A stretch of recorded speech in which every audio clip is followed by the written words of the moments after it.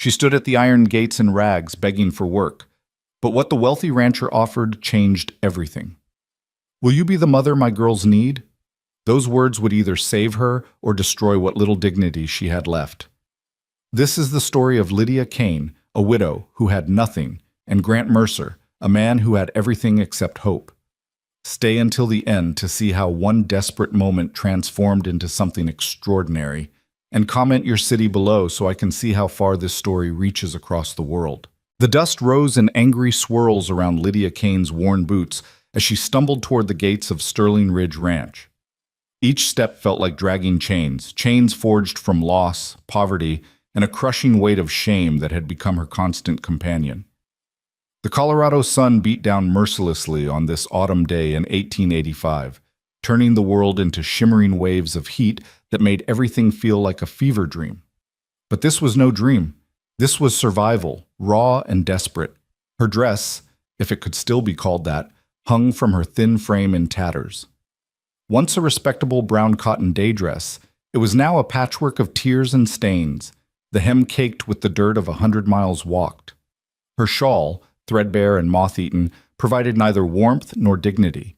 She clutched it around her shoulders anyway, as if the gesture itself could hold together the pieces of the woman she used to be. Lydia paused 50 yards from the entrance, her breath coming in ragged gasps. The ranch sprawled before her like a kingdom from another world, a world she no longer belonged to. The main house stood 3 stories tall, painted pristine white with forest green shutters that gleamed in the sunlight. Wraparound porches embraced the structure on 2 levels, and she could see rocking chairs swaying gently in the breeze, as if ghosts of happiness still lived there. Beyond the house, she counted at least 4 barns, their red paint fresh and bold. Corrals stretched in every direction, filled with horses that looked like they'd been brushed by angels. Cattle dotted the distant hills, hundreds of them, maybe thousands. Water troughs sparkled. Fences stood straight and strong. Everything about Sterling Ridge Ranch spoke of prosperity, order, and permanence. Everything she no longer possessed. Lydia's stomach clenched with hunger. She hadn't eaten in 2 days, unless you counted the handful of wild berries she'd found yesterday that had left her sick and dizzy. Her last real meal had been 4 days ago in the town of Prospect, where a kind bakery owner had given her stale bread in exchange for sweeping his storefront. Before that, she couldn't remember.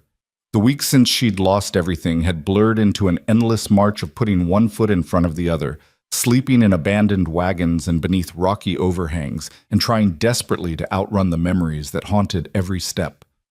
She had heard about Sterling Ridge Ranch from travelers on the road. They spoke of Grant Mercer, the widower who owned it. A hard man, they said, but fair. Rich beyond measure, but broken by the death of his wife 3 years prior. He had 2 daughters, they told her, young girls growing up without a mother's touch. The ranch was always looking for help, or so the rumors went. But when Lydia had inquired in the last town, asking how to find work at Sterling Ridge, the response had been discouraging. "Mercer don't hire just anyone," an old-timer had told her, looking her up and down with undisguised pity. "He's particular. Wants people with references, people he can trust. You look like—" He'd trailed off, but Lydia had understood. She looked like exactly what she was, desperate, homeless, and alone. Still, she had nowhere else to go. Winter was coming. She could feel it in the morning air and the way the aspens on the mountainsides had already begun turning gold. She needed shelter. She needed food. She needed to stop running from the ghosts of her past, even if she could never escape them. Taking a deep breath, Lydia forced her legs to move again. As she drew closer to the gates, she noticed a man standing in the shadow of the entrance, a steward by the looks of his clothing. He wore clean dungarees and a pressed shirt, a wide-brimmed hat shading his face. He'd been watching her approach, she realized, probably for the last 10 minutes. The thought made her skin crawl with humiliation. "State your business," the steward called out when she was still 20 feet away. His voice carried an edge of contempt that made her falter mid-step. Lydia cleared her throat, trying to summon moisture into her parched mouth. I'm looking for work, sir. I heard that Sterling Ridge might need help in the house." The steward laughed, a short, ugly bark of sound. He stepped fully into the sunlight, and Lydia could see he was younger than she'd first thought, perhaps 30, with a narrow face and cold eyes. Work? You? He looked her up and down with such obvious disdain that Lydia felt her cheeks burn. Lady, we don't hire vagrants here. Mr. Mercer runs a respectable operation. What do you think you could possibly offer? I can clean, sir. I can cook. I can care for children. I'm willing to work hard, harder than anyone. You just need to move along, the steward interrupted, waving his hand dismissively. We don't need your kind here. Dust and desperation, that's all you are. Sterling Ridge has standards. The words hit like physical blows. Dust and desperation. Is that what she'd become? Lydia's vision blurred with tears she refused to let fall. She'd cried enough in the past months to fill rivers. She wouldn't give this man the satisfaction of seeing her break. She was about to turn away, to add Sterling Ridge to the long list of places that had rejected her, when a different voice cut through the air like a knife through silk. That's enough, Patterson. Lydia's head snapped up. A man had emerged from the house, tall, broad-shouldered, and commanding even from a distance. He moved with the confident stride of someone who'd never had to question his place in the world, his boots striking the ground with purpose as he crossed the yard toward the gate. As he drew closer, Lydia could make out more details. Dark hair touched with gray at the temples, a strong jaw shadowed with stubble, eyes the color of storm clouds. He wore simple rancher's clothing, dark trousers, a cream-colored shirt with the sleeves rolled to his elbows, a leather vest that had seen years of use. This had to be Grant Mercer. The steward, Patterson, immediately straightened, his expression shifting from sneering superiority to cautious respect. Mr. Mercer, sir, I was just sending this woman on her way. She came looking for work, but clearly she's not. I'll decide what's clear and what isn't, Grant said, his voice low and controlled. He stopped a few feet from Lydia, his gaze sweeping over her with an intensity that made her want to shrink back. But she held her ground, lifting her chin despite the trembling in her limbs. Up close, she could see the lines of grief etched around his eyes, the hardness in his expression that spoke of a man who'd built walls around himself and didn't let anyone through. He was perhaps 40, maybe a year or two older, and handsome in a rough, weathered way. But there was no warmth in his face, no softness. He looked like a man who'd forgotten how to smile. You want work? Grant asked, his voice flat and cold as winter stone. Yes, sir, Lydia managed, proud that her voice didn't shake. I'm a hard worker. I have experience with housekeeping, cooking, and caring for children. I don't need much, just food and a place to sleep. I'll work for whatever you think is fair. Grant's eyes narrowed. Experience? Where? This was the question Lydia had been dreading. How could she explain her past without revealing too much? How could she make him understand without opening wounds that had barely begun to scar over? I kept house for my husband, she said carefully. We had a homestead in Kansas. I cared for our home, our land, and our... She couldn't say it, couldn't speak of the baby she'd lost. I managed everything. Had? Grant pressed, catching the past tense immediately. What happened? Lydia's hands clenched in the folds of her ruined dress. He died, sir. And the land, there were debts. False debts, but I couldn't prove it. They took everything. The words felt like pulling teeth, each one painful and bleeding. She watched Grant's face for any sign of sympathy, but his expression remained stony and unreadable. So you're a widow, he stated, not a question. Alone. Penniless. And you came here hoping for charity. Not charity, Lydia said quickly, finding a spark of fire beneath her exhaustion. Work. I'll earn my keep. I don't expect handouts. Everyone expects something, Grant said, but there was a strange note in his voice now, not quite bitter, but close to it. He studied her for a long moment, and Lydia had the uncomfortable feeling he was seeing straight through her, past the rags and the dirt to the broken woman beneath. Finally, he spoke again. Patterson tells me you mentioned caring for children. Yes, sir, I have experience. My daughters, Grant said slowly, as if the words cost him something, lost their mother 3 years ago. They've had governesses, housekeepers, and more than their share of well-meaning women trying to fill that void. None of them lasted. Clara, she's 9, doesn't trust easily, and Rosie, she's only 5. She barely remembers her mother anymore. Lydia heard the pain beneath his words, the carefully controlled grief of a father watching his children grow up without the one thing he couldn't give them. Her heart ached in recognition. She knew that kind of loss. She knew what it meant to fail the people you loved most. "Mr. Mercer," she said softly, "I know I don't look like much. I know you have no reason to trust me, but I understand loss. I understand what it means to wake up every day in a world that doesn't make sense anymore. And I understand children who've been hurt." She swallowed hard. "I lost a son, sir. He was just 2 years old. I couldn't save him from the fever that took him, and 6 months later I couldn't save my husband from the grief that consumed him. But if you give me a chance, I swear I'll do everything in my power to give your daughters the care they need." The silence that followed felt eternal. Grant's face had gone completely still, his eyes locked on hers with an intensity that made her heart hammer. Patterson shifted uncomfortably beside the gate, clearly uncertain whether to intervene. When Grant finally spoke, his voice had changed, still hard, still controlled, but with something else beneath it, something almost like recognition. "I don't do charity," he said, "and I don't make promises I can't keep, but I'll offer you this. You can stay. No pay, just food and shelter. You'll work in the house, care for my daughters, and prove you're worth more than the dust on your shoes. You fail, you leave. You prove yourself a liar or a thief, you leave. You do anything to hurt my girls." He let the threat hang unfinished, but the steel in his eyes completed it clearly enough. "I understand," Lydia whispered. "One more thing," Grant continued, his gaze never wavering. "You earn your place here, Miss Kane. Every single day. This isn't a home for you. It's a proving ground. My daughters need more than a servant. They need someone who'll care for more than herself, someone who'll put them first no matter what. Can you do that?" Lydia thought of her son's face, forever frozen at 2 years old in her memory.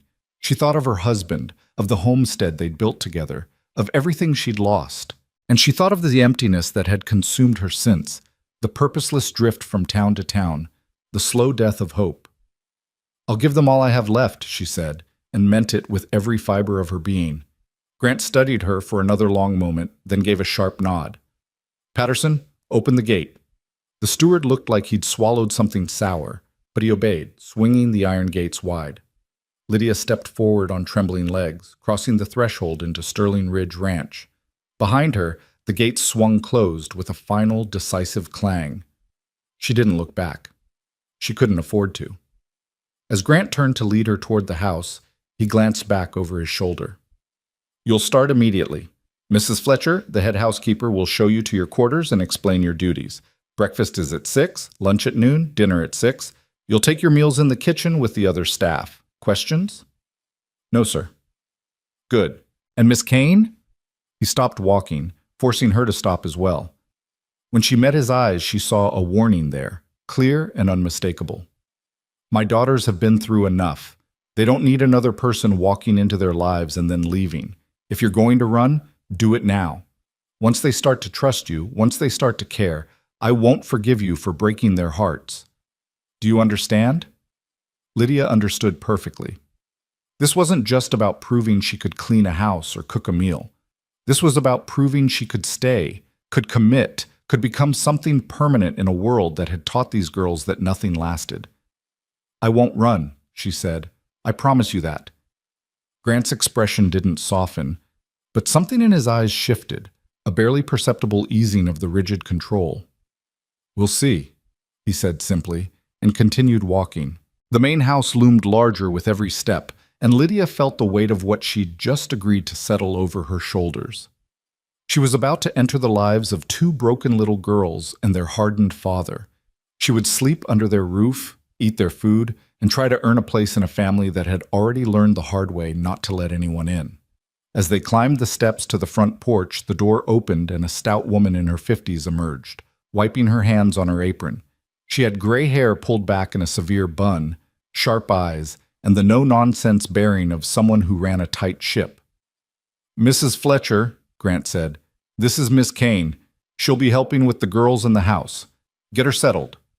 Mrs. Fletcher's gaze raked over Lydia with professional assessment, taking in every detail of her appearance.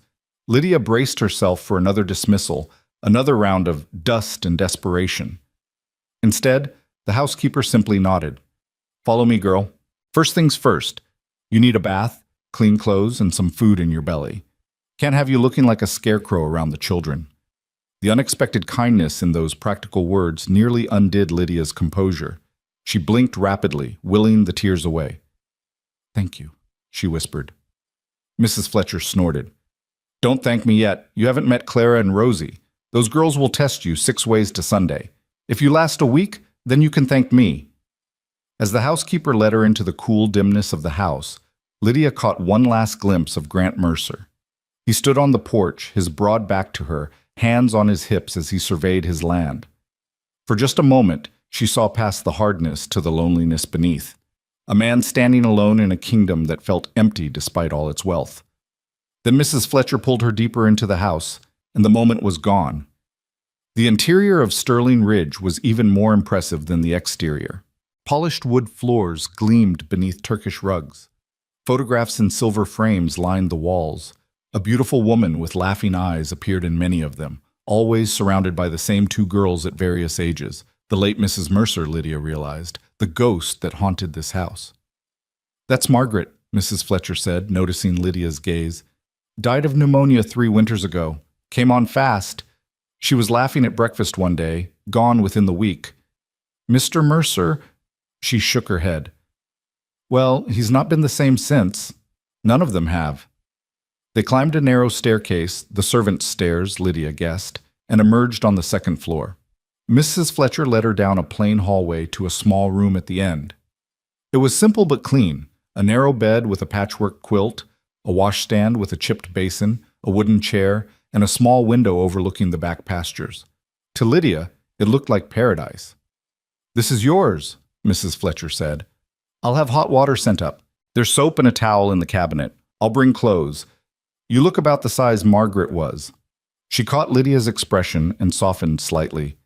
"Don't fret about it, girl. The clothes are just sitting in trunks, doing no one any good. Margaret would have wanted them used." After Mrs. Fletcher left, Lydia sank onto the edge of the bed, her body suddenly too heavy to hold upright. She was inside. She was safe, at least for tonight. But safety came with a price. The promise she'd made to Grant Mercer, the vow that she wouldn't run, that she would be what his daughters needed. Could she keep that promise? Could she open her heart again, knowing how much it hurt to lose what you loved? She didn't have time to find answers. Within minutes, a young maid appeared with buckets of steaming water, followed by Mrs. Fletcher carrying an armload of clothes and a tray of food: bread, cheese, cold chicken, and apple slices. "Eat first," the housekeeper ordered.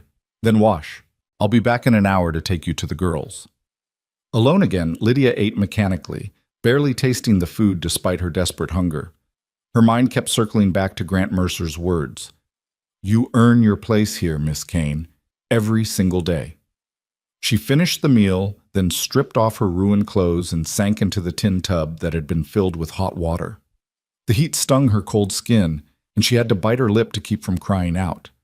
As she scrubbed away weeks of dirt and despair, she watched the water turn gray, then brown. When she finally emerged, wrapped in a rough towel, she felt almost human again. The clothes Mrs. Fletcher had brought were simple but well made.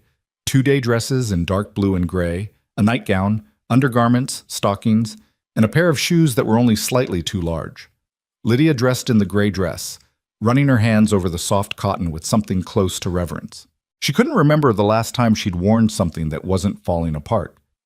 True to her word, Mrs. Fletcher returned exactly 1 hour later. She gave Lydia an approving nod. "Better, much better. Now come, the girls are in the nursery. They've been told you're coming." Lydia's stomach knotted with sudden nerves. This was it. This was the moment that would determine whether she'd truly found sanctuary or just another temporary stopping point before the next rejection. The nursery was on the 2nd floor, in the family wing of the house.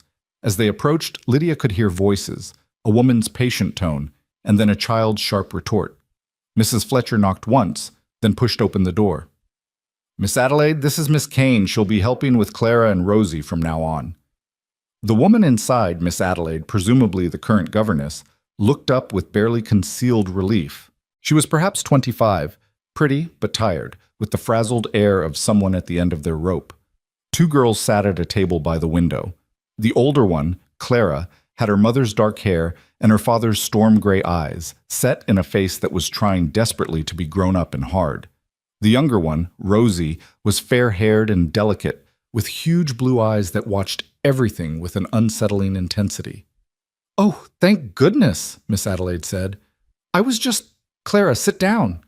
But Clara had already stood, her arms crossed over her chest as she stared at Lydia with undisguised hostility.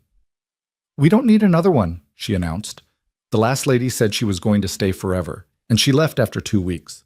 The one before that lasted 5 days. "Clara," Mrs. Fletcher said warningly.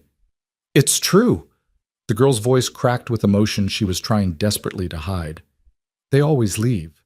We don't need anyone. Rosie and I are fine by ourselves." Lydia's heart twisted. She recognized that defiance, that desperate attempt to protect yourself by rejecting others before they could reject you. She'd felt it herself every single day since she'd lost her family. She knelt down slowly, bringing herself to Clara's eye level. The girl tensed, as if preparing for a lecture or empty promises. "You're right," Lydia said quietly. "People do leave, and I'm sure that hurts terribly.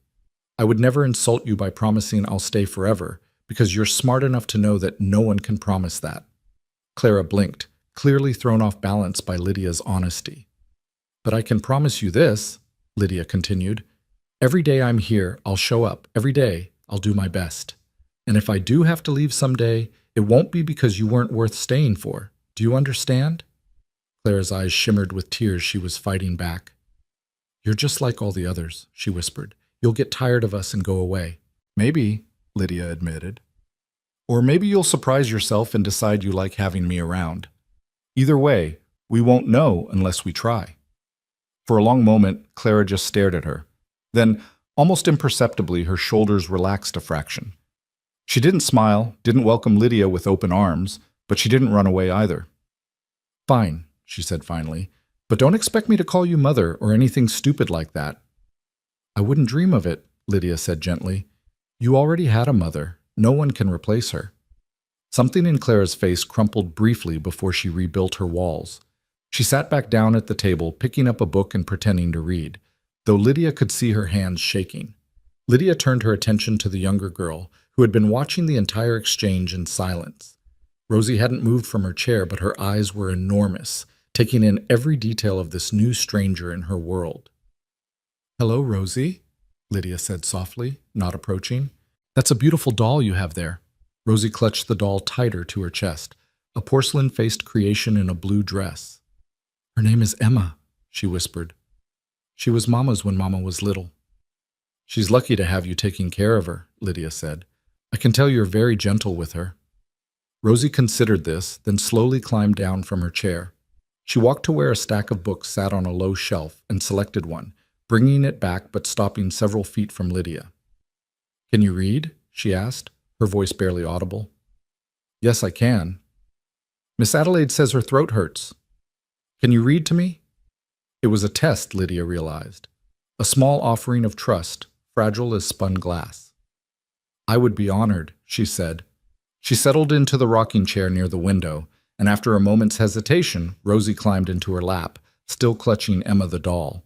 The weight of the small body against hers hit Lydia like a physical blow, so similar to holding her own son, and yet so different. But she forced herself to breathe through the pain, to open the book, to begin reading in a steady voice. Within minutes, Rosie's head was resting against Lydia's shoulder, completely relaxed in a way that suggested the child was starved for physical affection. From across the room, Lydia felt Clara's eyes on her, watching, assessing, waiting to see if this new woman would be like all the others. Miss Adelaide excused herself quietly, murmuring something about needing to speak with Mrs. Fletcher. The door clicked shut, leaving Lydia alone with the two girls. She read for an hour, maybe more, until Rosie fell asleep in her arms, and Clara's pretense of reading devolved into simply staring out the window. When Lydia finally closed the book, Clara spoke without looking at her. "Papa said you're here because you need work, that you don't have anywhere else to go." "That's true," Lydia admitted. There was no point in lying to this perceptive child. "So you might leave if you find something better." Clara, Lydia said gently, I don't think there is anything better than this. A warm house, good food, and two smart girls who need someone? That's more than I could have hoped for. Clara finally turned to look at her, those gray eyes so much like her father's. Do you have children? Real ones, I mean? The question hit like a knife to the ribs. Lydia fought to keep her voice steady. I had a son. He died when he was very young. Oh. Clara's face softened with understanding beyond her years. That's why you look sad sometimes. Even when you're smiling. Out of the mouths of babes. Lydia blinked back tears. Yes, that's why. I'm sorry your little boy died, Clara said, and the simple compassion in those words cracked something open in Lydia's chest. And I'm sorry you lost your mother, Lydia replied. It's not fair, is it? The way the people we love most can just disappear. No, Clara whispered. It's not fair at all. They sat in silence for a while, Rosie sleeping peacefully between them, the afternoon sun slanting through the windows and painting everything gold. It wasn't acceptance, not yet, but it was something, a fragile beginning, the first tenuous thread of connection. When Mrs. Fletcher came to fetch her for dinner preparations, Lydia carefully transferred Rosie to her bed, tucking the little girl in with Emma the doll. Clara pretended not to watch, but Lydia saw her following every movement. I'll see you tomorrow, Lydia told them softly. Clara didn't respond, but as Lydia reached the door, the girl spoke. Miss Kane? Yes? You're different from the others. I don't know if that's good or bad yet, Lydia smiled. I guess we'll find out together. That night, lying in her narrow bed in the small room that was now hers, Lydia stared at the ceiling and thought about the strange turn her life had taken. This morning, she'd been a woman with nothing, turned away from yet another door. Tonight, she had a roof over her head, food in her belly, and the weight of two young lives beginning to rest in her hands. Grant Mercer's words echoed in her mind. You earn your place here, Miss Kane. Every single day, she would earn it, she vowed silently. Not just for the shelter and food, but for something more important. The chance to matter again. The chance to fill the aching void inside her with purpose. The chance to be needed. Outside her window, the ranch settled into darkness. Somewhere in the house, those two girls were sleeping, surrounded by ghosts and grief. And somewhere, their father was carrying the weight of keeping everything together while slowly crumbling inside. Lydia closed her eyes and whispered a prayer, the first real prayer she'd managed since losing everything. Not a prayer for herself, but for them. For Clara with her brittle walls, for Rosie with her desperate need for affection, for Grant with his lonely burden. And for herself, just one small request. The strength to stay. The courage not to run when things got hard. The wisdom to know how to help these broken people without breaking herself in the process. As sleep finally claimed her, exhausted and tentative, Lydia Kane didn't know that she was about to face the hardest fight of her life. She didn't know about the threats that would come, the poison that would nearly kill her, or the accusations that would almost destroy everything. But she'd made a promise at those iron gates, and she intended to keep it, no matter what it cost. The woman who had arrived in rags, begging for work, was about to discover that the rancher's question, "Will you be the mother my girls need?" was both an offer and a challenge that would test every ounce of strength she had left. And the test was only beginning. Dawn came to Sterling Ridge Ranch like a whisper, pale light creeping across the mountains and spilling into the valleys below. Lydia woke to unfamiliar sounds, the lowing of cattle in distant pastures, the creak of wagon wheels on hard-packed earth, men's voices calling to each other as the ranch stirred to life.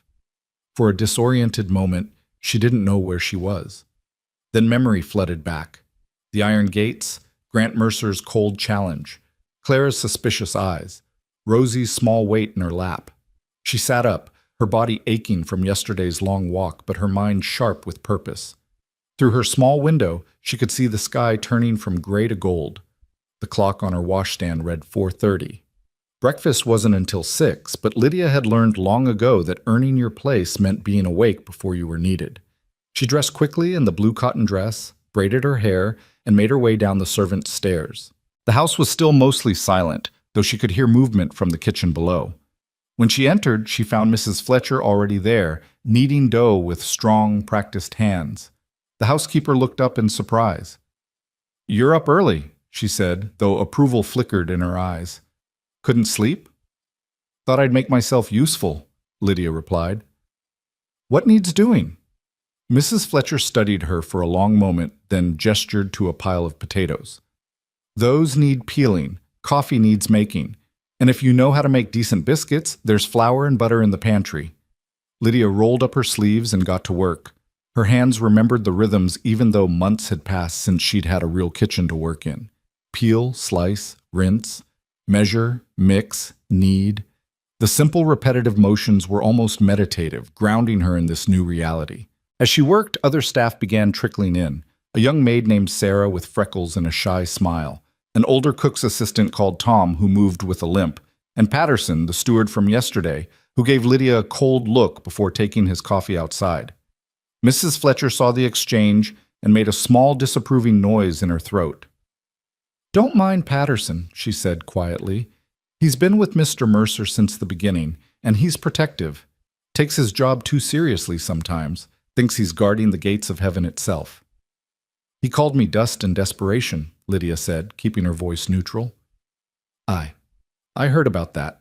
Mrs. Fletcher's mouth tightened. "He was out of line. But between you and me, girl, he's seen a parade of women come through here claiming they wanted to help with those girls. Some wanted Mr. Mercer's money, some wanted his name.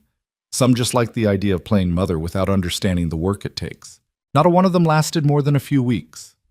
"I'm not like them," Lydia said quietly. "We'll see." But there was less skepticism in Mrs. Fletcher's tone now. "Actions prove what words can't. You show up every day, you do the work, you don't complain. That'll speak louder than any promises." By the time 6 o'clock arrived, Lydia had helped prepare a breakfast that could feed an army: scrambled eggs, bacon, sausages, biscuits with gravy, fried potatoes, and fresh fruit. The dining room table was set for Mr. Mercer and the girls, while the kitchen table accommodated the house staff. "Ranch hands ate in the bunkhouse," Mrs. Fletcher explained. Lydia was carrying a platter of biscuits to the dining room when she heard footsteps on the stairs, light, running steps that could only belong to children. She set the platter down just as Rosie came barreling into the room, still in her nightgown, her blonde hair a wild tangle. "Miss Kane!" The little girl's face lit up with genuine delight. "You're still here!" The words hit Lydia square in the chest. Of course, Rosie had expected her to disappear in the night, like all the others apparently had. She knelt down, bringing herself to the child's level. "Of course I'm still here," she said gently. "I told you I'd see you today, didn't I?" Rosie nodded solemnly, then launched herself forward, wrapping small arms around Lydia's neck in a fierce hug. Over the child's shoulder, Lydia saw Clara standing in the doorway, watching with those two old eyes. The older girl was already dressed, her hair neatly braided, her expression carefully neutral. "Rosie, you're not even dressed yet," Clara said, her tone mimicking adult exasperation. "Papa will be down any minute." "I wanted to see if Miss Kane was real," Rosie said, pulling back from the hug, but keeping one hand firmly wrapped around Lydia's fingers. "I thought maybe I dreamed her." "Well, I'm quite real," Lydia assured her, smoothing down the child's wild hair. "But your sister's right. We should get you dressed before breakfast. Come on." She stood, letting Rosie lead her back upstairs, Clara trailing behind them. In the nursery, Lydia helped Rosie into a simple dress and combed out the tangles in her hair while Clara sat on the bed, ostensibly reading but clearly watching every interaction. "Do you know how to do braids?" Rosie asked. "Mama used to make mine fancy with ribbons and everything. Miss Adelaide just does regular ones." "I can try," Lydia said, "though I have to warn you, I'm out of practice." She worked carefully, her fingers remembering skills she'd used on herself a lifetime ago. When she finished, Rosie ran to the mirror and gasped with delight. It wasn't as elaborate as what her mother had probably done, but it was neat and pretty, with a blue ribbon woven through. "It's beautiful," Rosie breathed. "Can you do mine too?"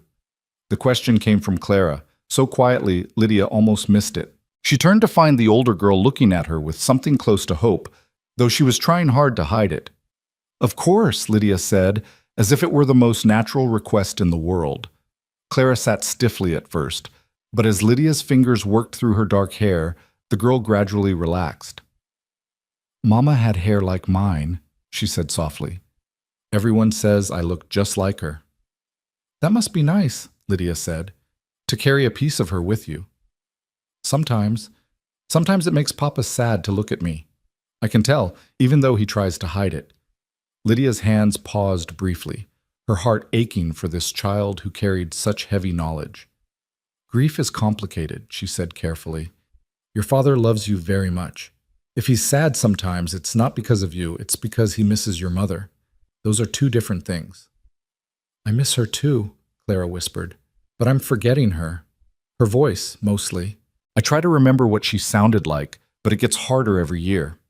Lydia finished the braid and tied it with a ribbon that matched Clara's green dress. Then she turned the girl around and looked her straight in the eyes. "Your mother lives in more than just memories, Clara. She lives in the way you take care of your sister, in how smart and strong you are, in every kind thing you do. Those parts of her will never fade."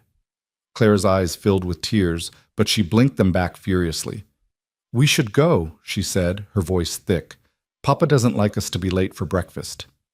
Downstairs, Grant Mercer was already seated at the head of the dining table, a newspaper spread before him and a cup of black coffee at his elbow. He looked up as they entered, his gaze moving from his daughters to Lydia with an expression she couldn't quite read. "Good morning, girls," he said. "Miss Kane." "Good morning, Papa," Rosie chirped, climbing into her chair. "Look at my braid. Miss Kane made it pretty." Grant's eyes moved to Rosie's hair, then to Clara's, and something flickered across his face, pain maybe, or memory. "Very nice," he said quietly. The girls chattered through breakfast while Grant remained largely silent, occasionally interjecting a question about their studies or plans for the day. Lydia stood near the sideboard, ready to refill plates or fetch anything needed, but she couldn't help observing the family dynamics. Grant was present but distant, as if he were watching his daughters through a pane of glass. The girls directed most of their conversation at each other, only occasionally trying to draw their father in. It was a family functioning but not thriving, Lydia thought, going through the motions but missing some essential spark. After breakfast, while the girls worked on their lessons with Miss Adelaide, Lydia threw herself into the work of the house. She scrubbed floors until her knees ached, washed windows until they sparkled, dusted shelves that already seemed clean. Mrs. Fletcher watched her with growing approval. "You don't have to work yourself to death on the first day," the housekeeper said around mid-morning. "I need to earn my place," Lydia replied, echoing Grant's words from yesterday. "Aye, but there's earning your place and there's burning yourself out. Pace yourself, girl. This is a marathon, not a sprint." But Lydia couldn't pace herself. Some driven need inside her demanded that she prove her worth, that she become indispensable before anyone could decide she wasn't needed. She attacked every task with fierce determination, as if scrubbing hard enough could scour away her past failures. By noon, when she went to help prepare lunch, she was exhausted but satisfied. The downstairs rooms gleamed. Fresh flowers, gathered from the kitchen garden, brightened every table. The air smelled of beeswax and lemon oil instead of the mustiness that had lingered in corners. Grant noticed when he came in for lunch. He paused in the entrance hall, his eyes sweeping over the changes. "You've been busy?" he said, his tone neutral. "Just doing my job, Mr. Mercer," Lydia replied. He studied her for a long moment, then nodded once before heading to his study. It wasn't much, but Lydia felt a small glow of accomplishment. She was making a difference, however small. The afternoon brought new challenges. Miss Adelaide knocked on the kitchen door around 2 o'clock, looking harried and apologetic. "I'm so sorry, Mrs. Fletcher, but I have a terrible headache. I've tried to push through, but I simply can't continue the lessons. Could someone—" "I can help," Lydia offered immediately. "I can work with the girls on their studies." Mrs. Fletcher and Miss Adelaide exchanged glances. "Can you read well?" the governess asked.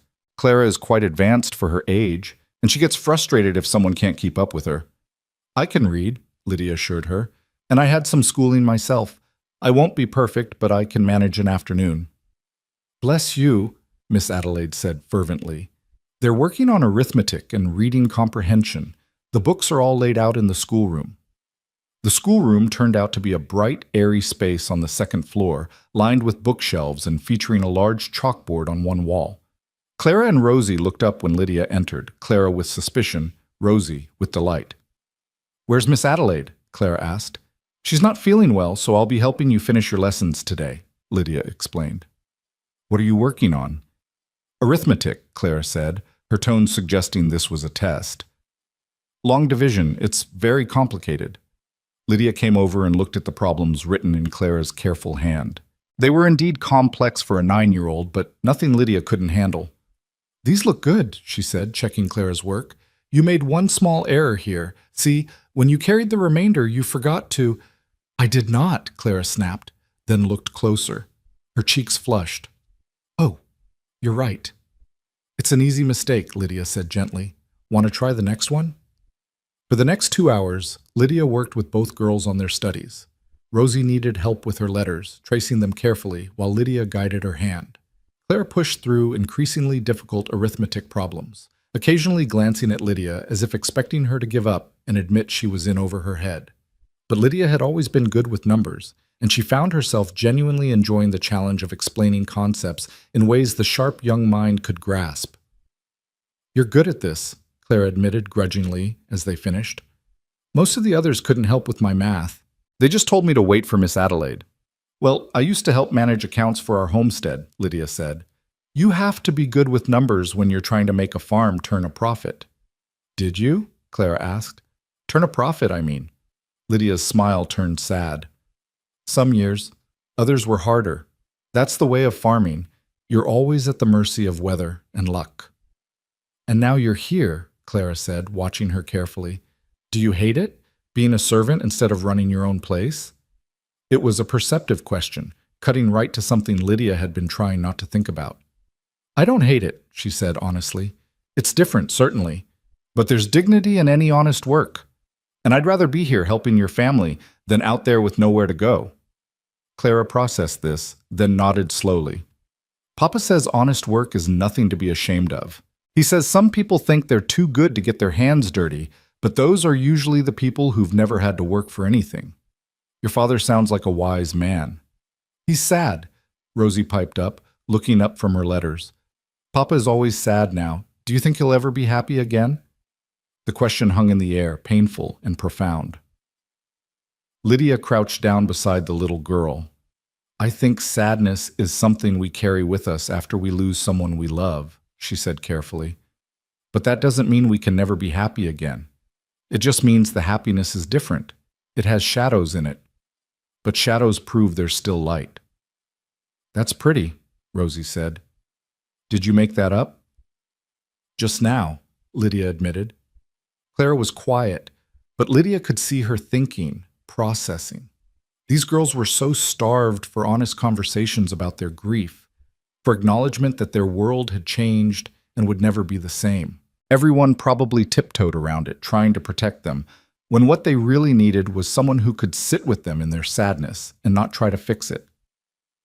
That evening, after helping Mrs. Fletcher prepare and serve dinner, Lydia was exhausted but determined to see the day through properly. She asked if she could help get the girls ready for bed, and Mrs. Fletcher waved her toward the stairs. "Go on. Miss Adelaide is still nursing that headache. The girls could use someone to settle them down." In the nursery, Lydia found Clara already in her nightgown, reading by lamplight, while Rosie played with Emma the doll, having a quiet, elaborate conversation with the porcelain figure. "Time for bed, little ones," Lydia said gently. "I'm not little," Clara protested automatically, but she marked her page and set the book aside. Rosie, however, looked up with hopeful eyes. "Will you read to us? Like yesterday?" "If you'd like," Lydia said. "Yes." Rosie scrambled into her bed, clutching Emma. After a moment's hesitation, Clara climbed into hers as well. Lydia settled between the two beds with a book of fairy tales and began to read. Her voice was soft but clear, bringing the stories to life with subtle changes in tone for different characters. Rosie was entranced, hanging on every word. Even Clara, who'd probably heard these stories a dozen times, seemed drawn in. When Lydia finished the third tale, Rosie was already half asleep. Clara, however, was still watching her with those thoughtful gray eyes. "Miss Kane?" the older girl whispered. "Yes?" "In the stories, the mothers always die or disappear. Why is that?" Lydia set the book aside, giving the question the weight it deserved. I don't know, she admitted. Maybe because the people who wrote these stories understood that sometimes the hardest thing about growing up is learning that we can't keep everything safe forever. That loss is part of life. I hate that part of life, Clara said fiercely. So do I, Lydia agreed. So do I. She was about to stand when Clara spoke again, so quietly Lydia almost missed it. Thank you for not lying to us, for not pretending everything is fine when it's not. You're welcome, Lydia whispered back. She was tucking the blankets around Rosie when the door opened and Grant Mercer stepped in. He stopped short, clearly not expecting to find her there. Mr. Mercer, Lydia said, straightening. I was just finishing up. Miss Adelaide still wasn't feeling well, so I offered to help. Papa, Rosie said sleepily. Miss Kane read us stories, 3 whole stories. Grant's expression softened as he looked at his younger daughter. That was kind of her. He moved to Rosie's bedside, bending to kiss her forehead. Sweet dreams, little one. Love you, Papa, Rosie murmured, already drifting off. He moved to Clara's bed next, and Lydia saw the tenderness break through his usual stern exterior. Good night, Clara Bear. Good night, Papa. Clara hesitated, then added, Miss Kane helped me with my arithmetic today. She's really smart. Grant's eyes flickered to Lydia, surprise evident. Is that so? She's better at math than Miss Adelaide, Clara continued, and she doesn't treat me like I'm stupid when I make mistakes. I'm glad, Grant said quietly. He kissed Clara's forehead as well, then straightened. Sleep well. Lydia dimmed the lamp and followed Grant out into the hallway, closing the door softly behind them. They stood in the quiet corridor, and for a moment neither spoke. Finally, Grant said, You've made quite an impression on them, both of them. They're wonderful girls, Lydia replied. You should be very proud. I am. He paused, seeming to struggle with something. I know I was harsh yesterday, when you first arrived. I want you to understand. You don't need to explain, Lydia interrupted gently. You're protecting your daughters. I would have done the same. He studied her in the dim light of the hallway. Miss Adelaide says you managed their lessons better than she does. That Clara actually enjoyed arithmetic for once. Clara's brilliant. She just needs someone who can keep up with her mind. It runs faster than most people's. Something that might have been a smile ghosted across Grant's face. Yes, she's like her mother that way. Margaret could solve problems in her head that would take me pencil and paper to work through. It was the first time Lydia had heard him speak his late wife's name without his voice going flat and cold. Progress, maybe. I should let you rest, Grant said, stepping back. You've had a long day. Mr. Mercer? Lydia called as he turned to go. He looked back. Thank you, she said simply, for giving me a chance. He held her gaze for a long moment. Prove me right, Miss Kane. Prove that I didn't make a mistake. Then he was gone, his boots echoing down the hallway toward his own room. Lydia made her way back to her small room, her whole body aching with exhaustion.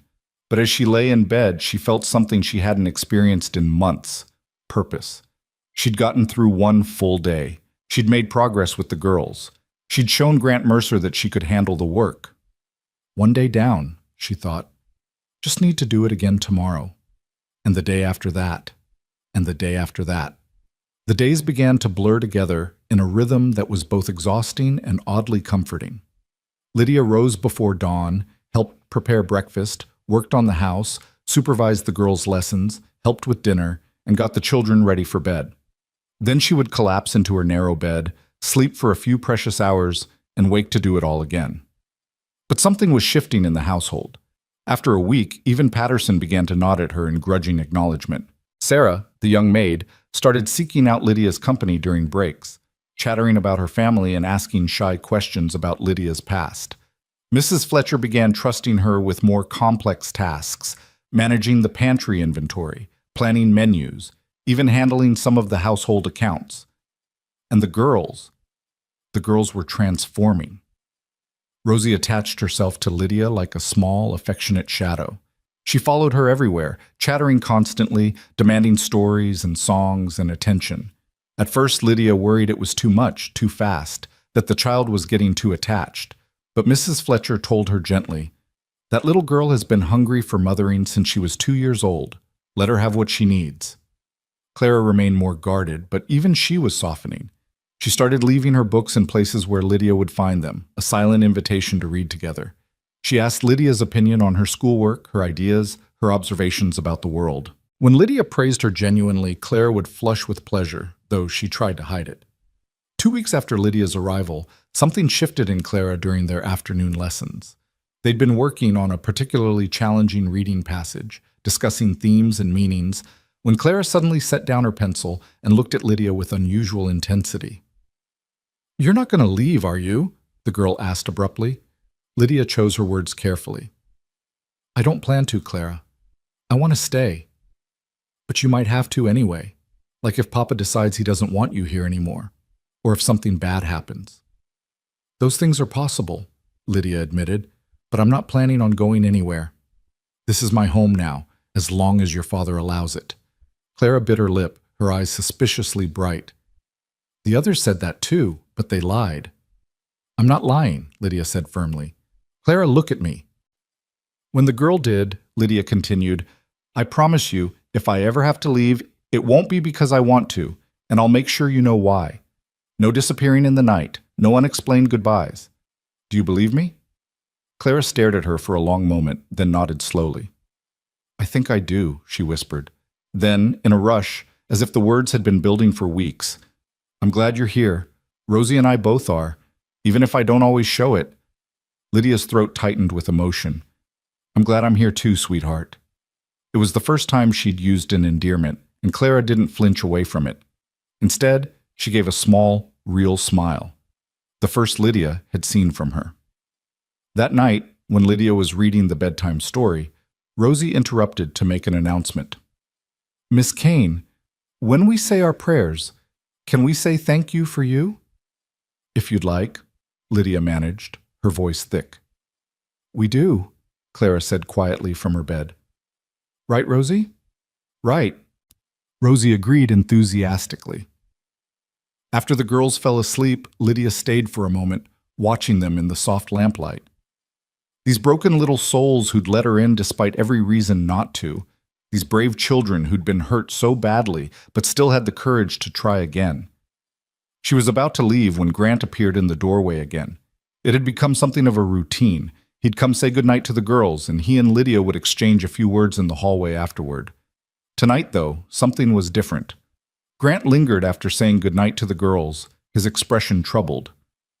"Walk with me," he said quietly. "We need to talk." Lydia's stomach clenched with sudden anxiety. Was this it? Had she failed some test she didn't know she was taking?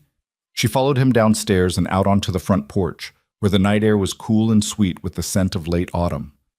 Grant stood at the railing, looking out over his land. For a long time he didn't speak. Finally he said, "You've been here 2 weeks." "Yes, sir." "You've exceeded every expectation I had. The house runs more smoothly. The girls are happier, truly happy, not just going through motions. Even Mrs. Fletcher says you're the best help she's had in years." Lydia waited, sensing there was a but coming. "But," Grant continued, turning to face her, "I need to know this is sustainable, that you're not just running on pure willpower that's going to burn out. I've seen people work themselves to exhaustion trying to prove something, and it never ends well." "I'm not going to burn out," Lydia said, though she wasn't entirely sure that was true. "Miss Kane, Lydia," he said, and the use of her first name startled her. "I see you. I see you awake before dawn and up past midnight. I see you pushing yourself harder than anyone should. I appreciate the dedication, but I need you to pace yourself. My daughters have already lost too much. I won't have them lose you because you worked yourself into the ground trying to earn a place you've already secured." The words hit her like a physical blow. "I've already secured it?" she repeated. Grant nodded. "You're not on trial anymore. The room is yours. The position is yours. You're part of this household. But that means I need you to take care of yourself so you can keep taking care of them. Understood?" Lydia felt tears prick her eyes. I needed to prove—" "You've proven enough," Grant said firmly. "Now stop trying to be perfect and just be present. That's what they need, what we all need. It was the most he'd spoken to her in one conversation, and the most emotion she'd heard in his voice. They stood in silence for a moment, the night settling around them. "Thank you, Mr. Mercer," Lydia finally said. "Grant?" he corrected quietly. "When it's just us, you can call me Grant." She nodded, not trusting her voice. "One more thing," Grant added, his tone softening further. "Tomorrow is Sunday. We don't work as much on Sundays, just essential tasks. I'd like you to take the afternoon for yourself. Go into town if you'd like, or just rest. You've earned it." "What about the girls?" "They'll manage for a few hours with Miss Adelaide and me," Grant said dryly. "I'm not completely helpless." That night, Lydia lay in bed replaying his words. "You're part of this household." She'd done it. She'd proven herself. She'd found a place to belong. But even as relief washed over her, a small voice in the back of her mind whispered a warning. Things were going too well. Life had taught her that when everything seemed stable, that's when the ground beneath your feet was most likely to crack open. She pushed the thought away, unwilling to let anxiety steal this moment of peace. Tomorrow would come soon enough, with whatever challenges it brought.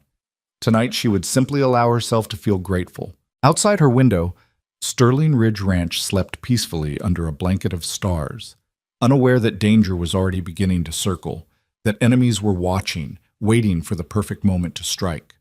But for now, in this quiet hour, Lydia Kane had found something she'd thought she'd lost forever. A home, a purpose, and the fragile, precious hope that maybe, just maybe, she could start building a life again. The silent battle for belonging was far from over, but tonight at least she'd won a significant victory. And in the rooms down the hall, two little girls slept more soundly than they had in years, secure in the knowledge that when they woke up, the woman who'd promised to stay would still be there. That promise would be tested far more than any of them knew. The following weeks brought a warmth to Sterling Ridge that had nothing to do with the weather. October gave way to November, and the first real cold began settling into the Colorado valleys. But inside the ranch house, something was thawing. Lydia watched it happen with a mixture of wonder and cautious hope. The way Rosie's laughter came more easily now, the way Clara sometimes forgot to guard her smiles, the way even Grant seemed to carry his grief a little less heavily. On a crisp morning 3 weeks after her arrival, Lydia was in the kitchen garden, teaching the girls how to prepare the beds for winter. The garden had been neglected for years, Mrs. Fletcher had told her sadly, ever since Margaret died. But Lydia had been slowly coaxing it back to life, and now Clara and Rosie knelt beside her in the cold earth, their hands dirty and their cheeks flushed with exertion. "Why do we have to cover everything if nothing's growing?" Rosie asked, patting down straw around the base of a dormant rose bush. "Because the plants are sleeping," Lydia explained, "and just like you need blankets when you sleep, they need protection from the harsh winter. Come spring, they'll wake up stronger because we took care of them now." "Like how you take care of us?" Rosie said matter-of-factly, and Lydia's heart squeezed. Clara looked up from where she was spreading mulch. "Mama used to love this garden. She had roses everywhere, red ones, pink ones, even yellow ones that smelled like lemons." "We'll bring them back," Lydia promised. "Every single one. This garden will bloom again, Clara. You'll see." From the porch, Grant stood watching them, his coffee growing cold in his hand. He'd been doing that more often lately, pausing in his work to observe these small moments of normalcy. His daughters laughing, their hands dirty from honest work. The sound of a woman's voice mixing with theirs, gentle and patient and present. Patterson approached from the barn, his expression sour as always. "Mr. Mercer, there's a rider coming up the main road. Looks like Elias Langley." Grant's jaw tightened. Langley. The name alone was enough to spoil his morning. Elias Langley owned the neighboring spread, twice the size of Sterling Ridge, but half as productive. The man had been trying to buy Grant out for years, making increasingly aggressive offers, each one insulting in its implication that Sterling Ridge was somehow failing. "What does he want now?" Grant muttered. "Nothing good, I'd wager," Patterson replied. "Man's got the devil's own timing, always showing up when it's least convenient." Grant set down his coffee cup and descended the porch steps just as Langley rode through the gates on a glossy black stallion that probably cost more than most men made in a year. Langley himself was dressed in expensive riding clothes, his silver hair pomaded back, his mustache waxed to sharp points. He smiled as he dismounted, but the expression never reached his eyes. "Grant!" he called out jovially. "Beautiful morning, isn't it?" "Langley," Grant replied coolly. "What brings you to Sterling Ridge? Can a neighbor drop by for a friendly visit?" Langley's gaze drifted past Grant to where Lydia and the girls worked in the garden. His eyes lingered on Lydia, and something calculating flickered across his face. "I see you've hired new help. Pretty thing. Where'd you find her?" Grant's hands clenched at his sides. "My household staff is none of your concern." Of course," Langley said smoothly. "I only meant it's good to see life returning to Sterling Ridge. The place has been rather melancholy since Margaret passed. God rest her soul." The false sympathy in his voice made Grant's blood boil, but he kept his expression neutral. "State your business, Elias." Langley's smile sharpened. "Very well. I'll be direct. I'm prepared to make you another offer for Sterling Ridge. A generous one, $50,000 for the land, the stock, and all buildings." "No." "Don't be hasty, Grant. Think about it. You could take your girls somewhere easier, somewhere without all these memories. Start fresh. I hear San Francisco is lovely." "The answer is no," Grant repeated, his voice hard as iron. "Sterling Ridge isn't for sale, not now, not ever." Langley's expression darkened briefly before he smoothed it back into false pleasantness. "You're making a mistake. This land is too much for one man to handle, especially a man distracted by grief and children. Sell to me now while my offer is fair." "Your offer isn't fair, it's insulting," Grant said flatly. "Sterling Ridge is worth 3 times what you're proposing, and we both know it. This conversation is over." For just a moment, something ugly showed in Langley's face, a flash of anger, of determination, of something darker that made Grant's instincts scream warning. Then it was gone, replaced by that oily smile. "Have it your way," Langley said, swinging back onto his horse. "But remember, Grant, stubbornness is a luxury men in your position can't afford. When you change your mind, and you will, my offer won't be as generous." He rode off without waiting for a response, his horse's hooves kicking up dust that hung in the cold air like a threat. Patterson spat on the ground. "That man's got plans, Mr. Mercer. Bad ones. I don't like the way he looked at the place. Or at Miss Kane." "Neither do I," Grant admitted. "Keep an eye out, Patterson. If any of Langley's men come around asking questions or causing trouble, I want to know immediately." "Yes, sir." But Grant couldn't shake the unease that had settled over him like a cold fog. Langley had been persistent before, but there'd been something different this time. A certainty in his manner that suggested he knew something Grant didn't, as if he were already counting Sterling Ridge as his, just waiting for the right moment to take it. In the garden, Lydia had noticed the visitor but thought nothing of it until she saw Grant's face after the man left. The tension in his shoulders, the way his hands stayed clenched even as he walked back toward the house, it spoke of trouble. "Girls, why don't you go wash up for lunch?" she suggested. "I'll finish here."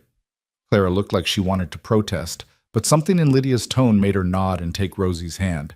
As soon as they were out of earshot, Lydia approached Grant, who stood staring at the gate as if he could still see Langley's retreating form. "Is everything all right?" she asked quietly. Grant glanced at her, seeming to debate how much to share. Finally, he said, "That was Elias Langley. Owns the property north of here. He's been trying to buy Sterling Ridge for years. And you don't want to sell." "This is my daughter's inheritance," Grant said, his voice rough with emotion. "This is the land Margaret and I built together. I'll be damned before I let someone like Langley get his hands on it." Lydia nodded, understanding the fierce protectiveness in his voice. She knew what it meant to lose everything, to have something precious torn away. "Then we'll make sure he doesn't," she said simply. Grant looked at her sharply. "We?" "This is my home too now," Lydia said, meeting his gaze steadily. "And those are my girls in there. If someone threatens this place, they threaten all of us." Something shifted in Grant's expression. Surprise, perhaps, or gratitude? Or something more complicated that neither of them was ready to name. "Thank you," he said quietly. The days that followed were deceptively peaceful. Lydia continued her work with the girls, watching Clara master increasingly complex arithmetic and Rosie slowly sound out her first complete sentences. In the evenings, she'd sit with them by the fire, telling stories or teaching them songs her own mother had taught her long ago. Grant began joining them more often, sitting in the leather chair by the hearth with a book in his lap, though Lydia noticed he spent more time watching them than reading. "Tell us about when you were little," Rosie demanded one night, curled against Lydia's side on the sofa. "What do you want to know?" Lydia asked, braiding her fingers through the child's soft hair. "Everything. Did you have a mama and papa? Did you have any brothers or sisters?" Lydia's smile turned bittersweet. "I had both parents when I was very young, but they died when I was about Clara's age. My grandmother raised me after that." "Were you sad?" Clara asked from her spot on the floor, where she was supposedly working on needlepoint, but was clearly listening intently. "Very sad," Lydia admitted. "For a long time I thought I'd never be happy again. But my grandmother was wise. She told me that sadness doesn't replace happiness. It just lives alongside it. You can be sad about what you lost, and still find joy in what you have." Grant's eyes met hers across the room, and something unspoken passed between them. They both understood that particular truth too well. "I'm glad you're here now," Rosie said sleepily, "even if you were sad before." "So am I, sweetheart," Lydia whispered. "So am I." That night, after the girls were asleep, Lydia found Grant on the back porch, staring out at the dark shapes of the mountains against the starlit sky. She almost turned back, not wanting to intrude, but he called out without looking. "Lydia, join me!" She stepped out into the cold, wrapping her shawl tighter. Grant gestured to the chair beside his, and they sat in companionable silence for a moment. "Thank you," Grant said finally, "for what you said to them tonight, about sadness and happiness living together. Margaret used to say something similar. She sounds like she was wise." "She was." Grant's voice was soft with memory. "She made everything better just by being in it. When she died, it felt like the sun went out. I didn't think—" He stopped, his jaw working. "I didn't think any of us would find our way back to light." "But you are," Lydia said gently. "Slowly, maybe, but you are." Grant turned to look at her, his expression vulnerable in a way she'd never seen. "Because of you. You brought something back to this house that I thought was gone forever. Hope. Warmth. Life." Lydia's breath caught. "Grant, I'm not saying this to make you uncomfortable," he said quickly. I needed you to know. What you've done for my daughters, for this family, there aren't words adequate to thank you." "You don't need to thank me," Lydia said, her voice thick with emotion. "This place, these girls, they saved me as much as I might be helping them. I have a purpose again, a reason to wake up every morning. That's worth more than any wages could ever be." They sat together in the darkness, neither quite willing to break the moment until the cold drove them finally inside. November deepened into winter's embrace. The first snow came one morning while the household still slept, blanketing Sterling Ridge in pristine white. Rosie's delighted squeals woke everyone, and soon both girls were bundled into coats and mittens, racing outside to make snow angels while Lydia and Grant watched from the porch. "Mama used to make snow angels with us," Clara called out, her voice bright with memory instead of pain. "She said they were real angels coming to visit." "Then we'd better make lots of them," Lydia called back, "so the angels feel welcome." She was about to join the girls when a wave of dizziness hit her so suddenly she had to grab the porch railing. The world tilted, her vision graying at the edges. "Lydia?" Grant's hand was on her elbow, steadying her. "Are you all right?" "I'm fine," she said automatically, though the dizziness was getting worse. "Just stood up too fast." But it wasn't just standing up too fast.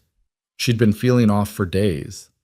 A persistent queasiness, a bone-deep exhaustion that sleep didn't fix, occasional moments where her heart would race for no apparent reason. She'd dismissed it as the change in weather, the demands of her work, anything but what her body was trying to tell her. "You're pale," Grant said, his concern deepening. "When's the last time you ate?" Lydia tried to remember. She'd been so focused on getting breakfast ready for everyone else that she'd forgotten to eat herself.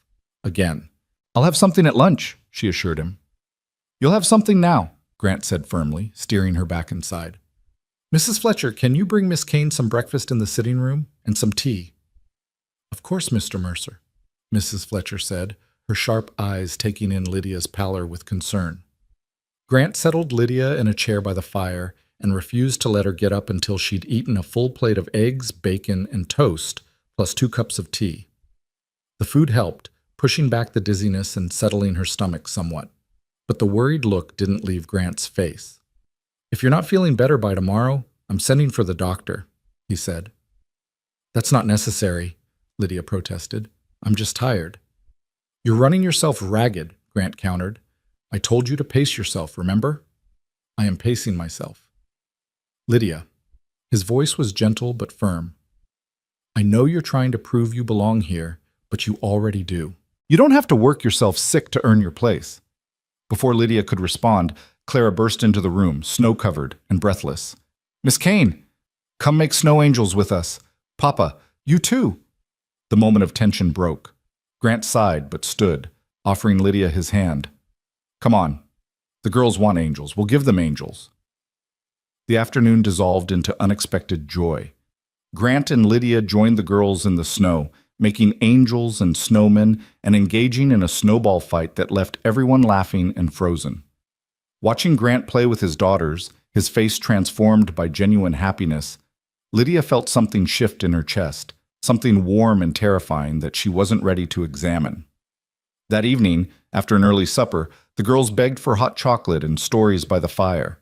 Mrs. Fletcher made her famous cocoa with real cream and a hint of cinnamon, serving it in delicate china cups that had belonged to Margaret. As darkness fell outside and the fire crackled, Lydia found herself thinking this might be what real family felt like.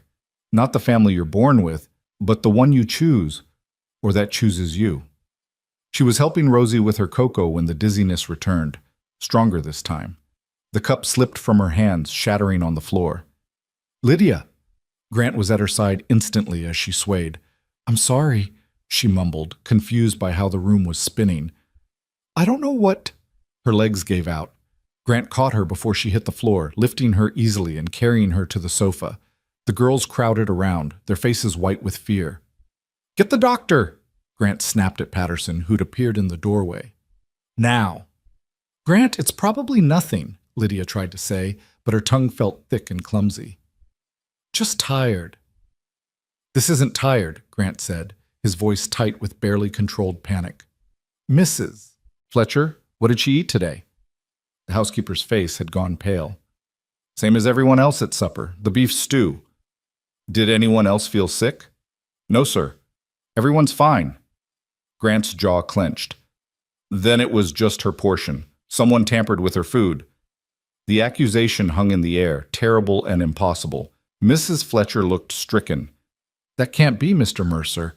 I watched that pot like a hawk. No one went near it except me and Sarah. Where's Sarah? Grant demanded. I'm here. The young maid rushed in, her eyes wide with fear. What's wrong with Miss Kane? Lydia wanted to tell them they were overreacting, that she'd be fine, but her body had other ideas. Her stomach cramped violently, and she curled onto her side, fighting nausea. Through her swimming vision, she saw Clara crying and Rosie clinging to her father's leg, both girls terrified. Get them out of here, Grant said to Mrs. Fletcher. Take them upstairs, now. No, Clara sobbed. We want to stay with Miss Kane. Please, Papa, Rosie wailed. But Mrs. Fletcher was already herding them toward the door, murmuring reassurances that Lydia knew the girls didn't believe. Because Lydia didn't believe them either. Something was very wrong, and they all knew it. The doctor, when he finally arrived an hour later, was a gruff man in his 60s named Dr. Harrison. He examined Lydia thoroughly while Grant paced the room like a caged animal, his face a mask of controlled fury and fear. It's poison, Dr. Harrison announced grimly. I'd stake my reputation on it. Given the symptoms, nausea, dizziness, rapid heartbeat, I'd say belladonna, deadly nightshade. Grant went absolutely still. Will she survive? If we act quickly, she needs to purge everything in her stomach, then activated charcoal and plenty of fluids. It's going to be a rough night, Mr. Mercer. But she's strong, and she didn't ingest too much. If we're lucky, He left the sentence unfinished, getting to work immediately. The next hours were a nightmare. Lydia drifted in and out of consciousness, her body racked with spasms as the doctor forced her to expel the poison. Through it all, Grant stayed at her side, his face drawn with worry, his hand holding hers when the pain got too bad. "Stay with me," he whispered during one of her more lucid moments. "Please, Lydia, don't you dare leave me. Not you." The desperation in his voice cut through her delirium. "The girls," she managed to whisper, "need to see them." "You'll see them when you're better," Grant promised. "They're safe. Mrs. Fletcher has them. You just focus on fighting this." "Someone did this." Lydia's mind was clearing slightly, horror replacing the fog. "Someone poisoned me." "I know." Grant's voice was cold fury. "And I'm going to find out who." Dr. Harrison worked through the night. By dawn, Lydia's fever had broken and her vital signs were stabilizing. The doctor wiped his brow and nodded to Grant. "She'll make it, but she needs complete rest for the next few days. No exertion, plenty of liquids, and someone should watch her constantly in case there are complications." "I'll watch her myself," Grant said. "Mr. Mercer, that's not—" "I said I'll watch her myself," Grant repeated, his tone brooking no argument. After the doctor left, Grant moved a chair beside the sofa where Lydia lay, wrapped in blankets and finally sleeping peacefully. He sat down heavily, his head in his hands, and for the first time in years, Grant Mercer allowed himself to feel the full weight of his fear. He'd nearly lost her. This woman who'd walked into his life just weeks ago and somehow become essential to it. This woman who'd brought light back to his daughters, who'd made his house feel like a home again. Someone had tried to take her away, and the thought filled him with a rage so profound it scared him. Patterson appeared in the doorway, his expression grim. "Found something, Mr. Mercer. You're not going to like it." Grant stood carefully, not wanting to wake Lydia. In the hallway, Patterson showed him a small glass vial, empty but with residue inside. "Found it in the woodpile behind the kitchen. Someone hid it there recently. The wood around it hadn't been disturbed by weather yet." "Can you trace it?" "Maybe, but there's more." Patterson's face darkened. "One of the ranch hands, young fellow named Tom Briggs, he left sudden-like last night, took his wages and cleared out. Mrs. Fletcher says he was the one who brought in the firewood yesterday, would have had easy access to the kitchen." "Find him," Grant said, his voice deadly quiet. "I don't care what it takes. Find him and bring him back here." "Yes, sir. But Mr. Mercer—" Patterson hesitated. "Briggs, he's not smart enough to plan something like this on his own. Someone put him up to it." "Langley," Grant said, the name tasting like poison on his tongue. "That'd be my guess. Man was mighty interested in Miss Kane when he visited, and he's been sniffing around the ranch hands, asking questions, offering money for information." Grant's hands clenched into fists. "Get me proof. I want evidence solid enough to bury him. Consider it done." When Patterson left, Grant returned to his vigil beside Lydia. She stirred as the morning light grew stronger, her eyes fluttering open. "Grant?" Her voice was hoarse. "I'm here," he said immediately, moving closer. "How do you feel?" "Like I was trampled by horses," she admitted weakly. "Did someone really poison me?" "Yes." He couldn't soften the truth. "Belladonna in your stew. Dr. Harrison saved your life." Tears slipped down Lydia's cheeks. "Why would anyone want to hurt me?" Grant reached out, gently wiping away her tears. "Because you're important. To this household, to my daughters, to me." The admission cost him something. She could see it in his face. "Someone wants to destabilize Sterling Ridge, and they saw you as a way to do it." "Langley?" Lydia whispered, understanding dawning. Grant nodded. "I believe so, but I can't prove it yet. I will, though. I swear to you, Lydia, whoever did this will answer for it." "The girls," Lydia said urgently, trying to sit up. "They saw me collapse. They must be terrified." "They are," Grant admitted, gently pushing her back down. "But Mrs. Fletcher told them you're going to be fine. They've been asking to see you every 10 minutes. "Can they?" "Please, Grant, they need to see I'm alive." He hesitated, clearly torn between wanting to protect them and understanding Lydia's point. Finally, he nodded. "For a few minutes. But you need rest, Lydia. Real rest.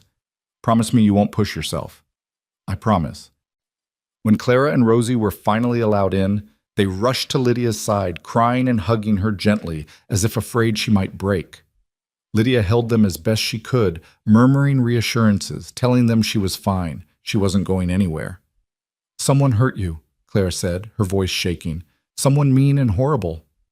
But I'm getting better, Lydia assured her. Thanks to your father and the doctor, I'm going to be just fine. What if they try again? Rosie whispered, her small face twisted with fear. Grant knelt beside the sofa, gathering both his daughters close. That won't happen. I'm going to make absolutely certain of it. No one is going to hurt Miss Kane again. No one is going to hurt any of us. It was a promise he intended to keep, no matter what it took. Over the following days, as Lydia slowly recovered her strength, Sterling Ridge transformed into a fortress.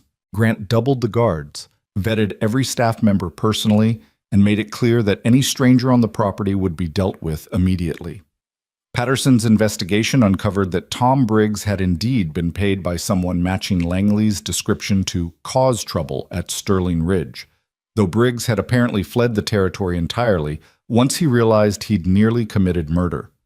Grant wanted to ride straight to Langley's ranch and beat answers out of the man, but Patterson counseled patience. We need real proof, Mr. Mercer. Right now it's just hearsay. We move too soon, Langley disappears behind his money and lawyers. So Grant waited and watched and seethed with impotent rage. Meanwhile, Lydia healed under his careful supervision. He insisted on being the one to bring her meals, to check on her progress, to sit with her during the long hours when she was too weak to do much but rest. You don't have to do this, Lydia protested one afternoon. You have a ranch to run. The ranch can manage without me for a few days, Grant said, setting down a tray with soup and bread. You're more important. The words hung between them, loaded with meaning neither was quite ready to address. Lydia looked down at her hands, her cheeks flushing. Grant, I need to tell you something about my past. He settled into the chair beside her bed where he'd spent so many hours lately. I'm listening. And so Lydia told him everything. About her husband, about the homestead in Kansas, about the baby boy who died of fever and the grief that had consumed them both after, about the false debts manufactured by greedy men who wanted their land, about watching everything she'd built get stripped away piece by piece, about the months of wandering, of slowly losing hope, of arriving at Sterling Ridge as a last desperate gamble. When she finished, Grant was quiet for a long time. Finally, he said, I'm sorry for all of it. No one should have to endure what you went through. But it brought me here, Lydia said softly. To this place, to your daughters. Maybe all that loss was preparing me for this. For them. For you. Grant's eyes met hers, and in them Lydia saw her own carefully guarded feelings reflected back. Fear, hope, longing, and something deeper that neither dared name yet. Lydia, Grant said, his voice rough. I need you to know. Whatever he'd been about to say was interrupted by shouting from downstairs. Both of them tensed. Grant was on his feet instantly, moving to the window. What is it? Lydia asked, trying to sit up despite her weakness.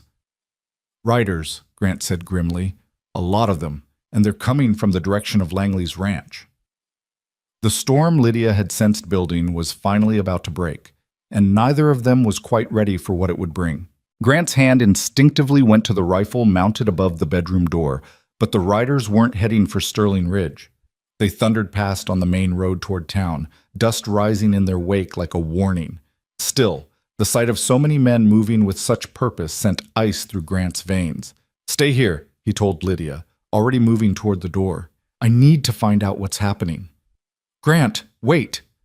But he was already gone, his boots pounding down the stairs. Lydia pushed herself up despite her weakness, moving slowly to the window. Her body protested every movement, still recovering from the poison that had nearly killed her. Through the glass, she could see Patterson and several ranch hands gathered near the barn, their faces turned toward the road. Whatever those riders meant, it wasn't good. Downstairs, Grant found Mrs. Fletcher wringing her hands in the kitchen, her usually composed face tight with worry. Mr. Mercer, One of the stable boys just came from town. There's talk everywhere. Mr. Langley's been spreading stories. Terrible stories about Miss Kane. Grant's blood ran cold. What kind of stories? Mrs. Fletcher wouldn't meet his eyes.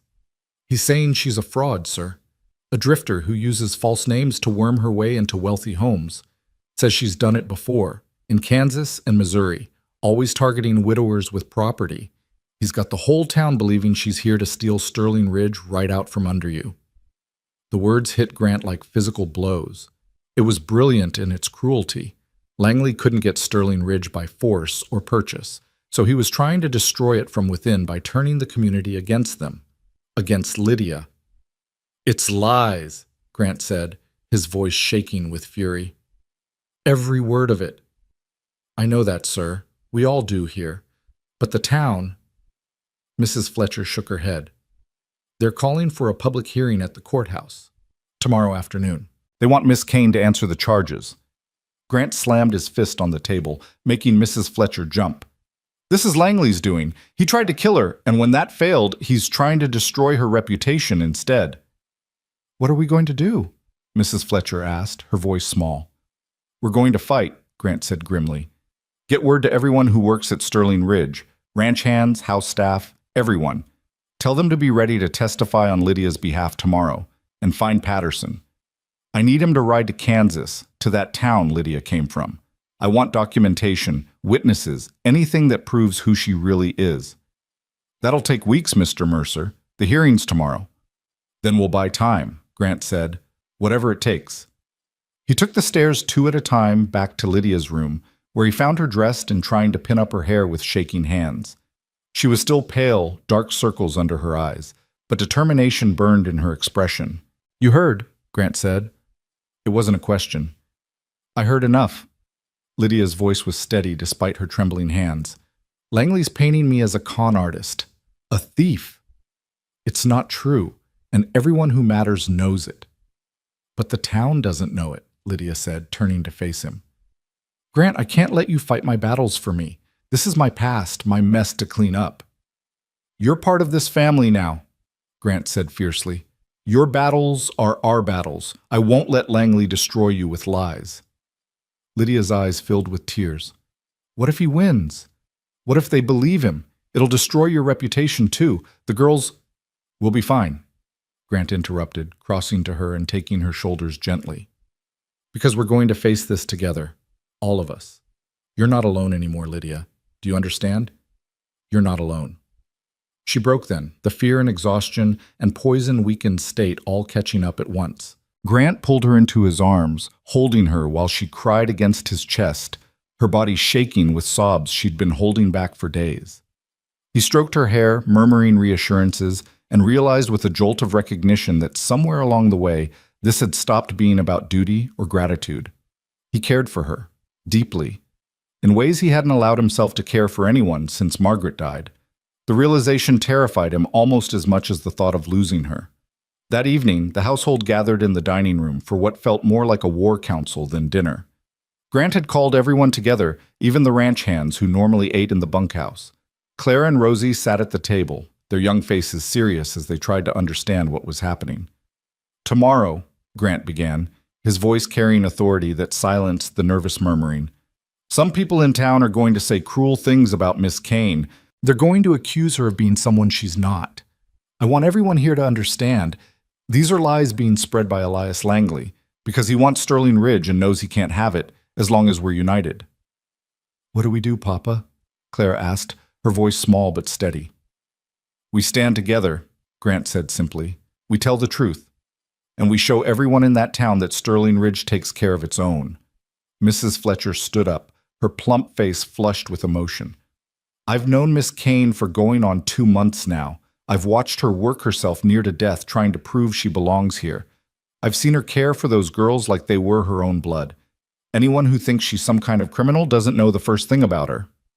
"Hear, hear," said old Tom, the cook's assistant, thumping his cane on the floor. Other voices joined in agreement. Lydia sat at the table, overwhelmed by the show of support. These people barely knew her, yet they were willing to stand beside her against the judgment of the entire town. It was more than she'd dared hope for. Thank you, she managed to say, her voice thick. All of you. I don't deserve. You deserve every bit of it, Grant cut in firmly. You've earned your place here 10 times over. That night, sleep eluded everyone at Sterling Ridge. Grant sat in his study until the small hours, going over documents and preparing his defense of Lydia. Upstairs, Lydia lay awake staring at the ceiling, her mind replaying every moment of her past, wondering which details Langley had twisted into weapons. And in the nursery, Clara held Rosie close, both girls afraid of what tomorrow would bring. Dawn came too quickly. The household moved through breakfast in tense silence, everyone acutely aware that in a few hours they would face the town's judgment. Lydia forced herself to eat, knowing she needed strength, but the food tasted like ash in her mouth. Mrs. Fletcher had laid out Lydia's best dress, one of Margaret's that had been altered to fit her. It was a deep blue wool, simple but elegant, with a high collar and long sleeves. Appropriate for facing accusations, Lydia thought with dark humor. She dressed carefully, braided her hair into a severe style that made her look older and more respectable, and tried to calm the panic rising in her chest. There was a soft knock at her door. When she opened it, she found both Clara and Rosie standing there, dressed in their Sunday best. "We're coming with you," Clara announced, her chin lifted defiantly. "Girls, I don't think—" Lydia began. "We're coming," Clara repeated. "You stood by us. Now we stand by you." Lydia looked past them to find Grant in the hallway, his expression grim but approving. "I tried to tell them to stay home," he said. "They wouldn't hear of it." "Because we're a family," Rosie said simply. "Families stick together." Lydia knelt down, pulling both girls into a fierce hug. "Thank you," she whispered. "You brave, wonderful girls." The ride into town was somber. Grant drove the wagon with Lydia beside him, the girls in the back with Mrs. Fletcher. Patterson and several ranch hands rode alongside, a protective escort that didn't go unnoticed as they entered the main street. The town of Silverleaf was larger than Lydia had realized, with a proper main street lined with shops, a church with a white steeple, and a two-story courthouse that dominated the square. Today it seemed like the entire population had turned out, lining the streets and filling the courthouse steps. The murmuring started as soon as the Sterling Ridge wagon appeared. "That's her," someone hissed. "The woman Langley was talking about. Looks innocent enough, doesn't she? That's how they operate." Poor Mr. Mercer, taken in by a pretty face. Grant's jaw clenched, but he kept his eyes forward, helping Lydia down from the wagon with deliberate care. Let them see he wasn't ashamed, that he stood by her completely. Inside the courthouse, the main courtroom was packed. Every seat was filled, with more people standing along the walls. At the front, Judge Cornelius Thorne presided, a stern man in his 60s with white hair and piercing blue eyes. To one side sat Elias Langley, looking pleased with himself, flanked by his lawyer and several well-dressed associates. Lydia felt her courage waver as hundreds of eyes turned to watch her walk down the aisle. Grant sensed her hesitation and took her arm firmly, lending her his strength. Clara and Rosie walked behind them, their small hands clasped together, their faces pale but determined. Judge Thorne banged his gavel, calling the room to order. "This is not a formal trial," he announced, his voice carrying easily. "This is a public hearing called to address serious allegations made by Mr. Elias Langley regarding Miss Lydia Kane, currently employed at Sterling Ridge Ranch. Mr. Langley, present your evidence." Langley stood, smoothing his expensive suit. He dressed the part of concerned citizen perfectly, respectable, upstanding, righteous. "Thank you, Your Honor. I come before this community with a heavy heart, but it's my duty to expose a fraud in our midst." He gestured dramatically toward Lydia. "That woman claims to be a widow from Kansas, down on her luck and seeking honest work. But I have evidence that she's used multiple names in multiple towns, always targeting wealthy widowers with young children. In Missouri, she was Lydia Matthews. In Kansas, Lydia Harper. Each time she works her way into the household, gains the family's trust, and then either steals valuables or manipulates the widower into marriage so she can claim his property." Gasps rippled through the courtroom. Lydia felt the blood drain from her face. The names, those were real. Lydia Matthews had been her maiden name. Lydia Harper was her married name. But Langley was twisting the truth into something monstrous. In Sterling Ridge, Langley continued, she calls herself Lydia Kane. But here's the truth, Your Honor. There's no record of a Lydia Kane in Kansas. No death certificate for a husband of that name, no property records, nothing. Because it's all a lie designed to prey on Grant Mercer's grief and his daughter's need for a mother figure. That's not true, Clara shouted, jumping to her feet. Grant tried to gentle her back down, but she shook him off. Miss Kane never lied to us. She's been nothing but good and kind. Judge Thorne banged his gavel.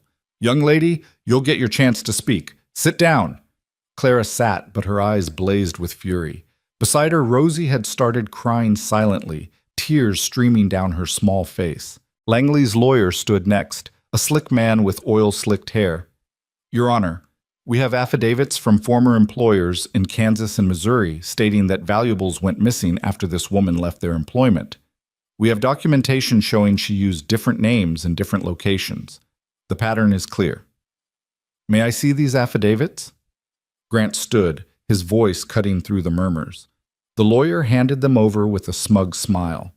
Grant read quickly, his expression darkening. These are forgeries, he said flatly. This handwriting, it's all the same person trying to disguise their writing, and convenient that none of these witnesses are here in person to testify. Are you calling me a liar, Mercer? Langley demanded. Yes, Grant said bluntly. That's exactly what I'm calling you. You've manufactured this entire case because you want my land and saw Lydia as a way to destabilize my household. The courtroom erupted in chaos. Judge Thorne pounded his gavel repeatedly. Order! I will have order! When the noise finally subsided, the judge looked at Lydia directly. Miss Kane, you've heard the allegations. What do you have to say in your defense? Lydia stood on shaking legs.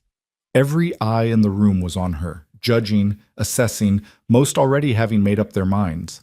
She could feel the weight of their suspicion pressing down like a physical force.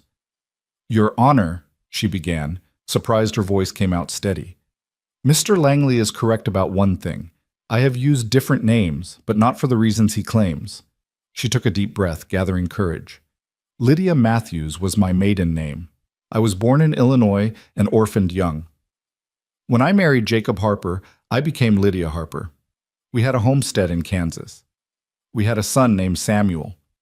Her voice broke on the name, but she pushed forward. Samuel died of fever when he was 2 years old. 6 months later, my husband died, not of illness, but of grief and despair. He took his own life. Shocked silence filled the courtroom. Even Langley looked caught off guard by her raw honesty.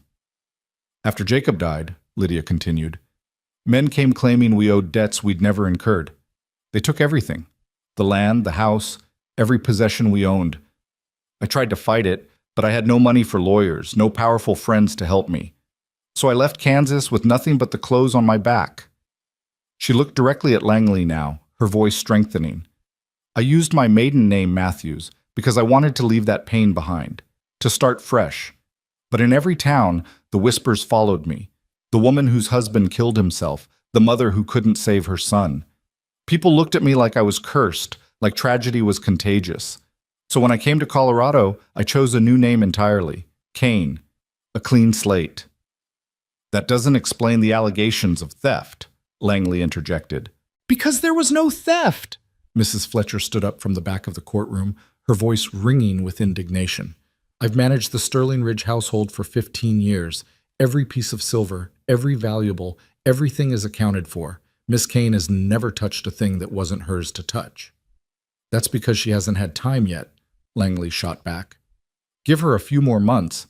You tried to kill her, Grant roared, his control finally snapping. The courtroom fell deathly silent. You couldn't buy Sterling Ridge, so you paid someone to poison her. When that failed, you concocted these lies to destroy her reputation instead. That's slander, Langley's lawyer said quickly. You have no proof. Tom Briggs, Patterson called out from the back, pushing forward through the crowd. One of Langley's men, who worked briefly at Sterling Ridge. He was the one who put belladonna in Miss Kane's food. He confessed before he fled the territory, and I have his signed statement right here. Patterson thrust a paper toward the judge, who took it and began reading, his expression growing darker with each line. Langley's face had gone white, then red.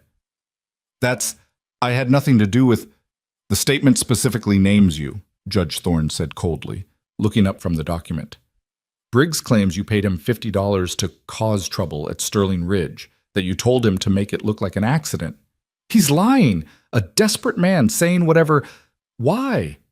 The question came from Lydia, cutting through Langley's protests. She stepped forward, her exhaustion and fear burning away in the face of righteous anger. Why do you hate me so much? I never did anything to you. I don't even know you. Langley's mask of respectability cracked, revealing the ugly truth beneath. You're nothing, he spat, a nobody from nowhere who thinks she can play at being quality. Mercer was vulnerable, his household in disarray. It was perfect timing. I could have bought Sterling Ridge for a song within a year. But then you showed up and started putting things back together, making him strong again, giving him a reason to hold on. So you tried to kill her, Grant said, his voice deadly quiet, because she made me strong. I tried to remove an obstacle, Langley corrected, his arrogance reasserting itself. If she'd died, you would have been broken completely. Sterling Ridge would have fallen apart, and I could have acquired it properly. The courtroom erupted. People who'd been judging Lydia moments before now turned their fury on Langley. Judge Thorne pounded his gavel frantically. Mr. Langley, the judge said when order was finally restored, you are under arrest for attempted murder and conspiracy. Sheriff, take him into custody. You can't do this, Langley shouted as the sheriff approached with handcuffs. I'm a respected member of this community. My lawyers will have their hands full defending you, Judge Thorne interrupted coldly. As for you, Miss Kane, he turned to Lydia and his stern expression softened slightly. I apologize on behalf of this community for the suspicion you faced today. It's clear the allegations against you were fabricated as part of Mr. Langley's scheme. Lydia couldn't find words. She simply nodded, tears streaming down her face. But it wasn't over yet. An old farmer stood up from the middle of the courtroom, his weathered face kind. Your Honor, if I may, I think there's something else that needs saying. Judge Thorne nodded permission. The farmer turned to address the crowd. I've been watching Sterling Ridge for years, ever since Margaret Mercer passed. That house went dark. We all saw it. Those little girls growing up sad and scared, Grant working himself to the bone trying to hold everything together. It was painful to witness. He looked at Lydia now, his eyes gentle. Then you came along, miss. And slowly, like spring thaw, that ranch came back to life. I've seen those girls laughing again, seen Grant's shoulders not quite so heavy, seen lights in windows that used to stay dark. He shook his head. We judged you wrong today. Every one of us who listened to Langley's poison should be ashamed. That woman's made Sterling Ridge bloom again, and we nearly destroyed her for it. One by one, people began standing, first a shopkeeper, then a ranch hand from a neighboring property, then a woman who'd sold Lydia cloth at the general store weeks ago. Each offered an apology, an acknowledgement of their hasty judgment. An older woman with kind eyes spoke up. My name is Martha Weaver. I knew Margaret Mercer well. We were friends from childhood. She looked at Grant. Margaret would have liked Miss Kane. She would have been grateful someone was there to love her daughters and help her husband find his way back to living. That's not fraud or manipulation. That's a gift. Clara could contain herself no longer. She ran to Lydia, throwing her arms around her waist. You're not a bad person, she sobbed. You're the best person. Don't let them say you're bad. Rosie followed, and then Grant was there too, surrounding Lydia in the protection of his presence. He looked out at the assembled townspeople, his voice ringing with unmistakable authority. She isn't your scandal, he said clearly. She's my salvation. This woman rebuilt my home, healed my girls, and taught us all to hope again.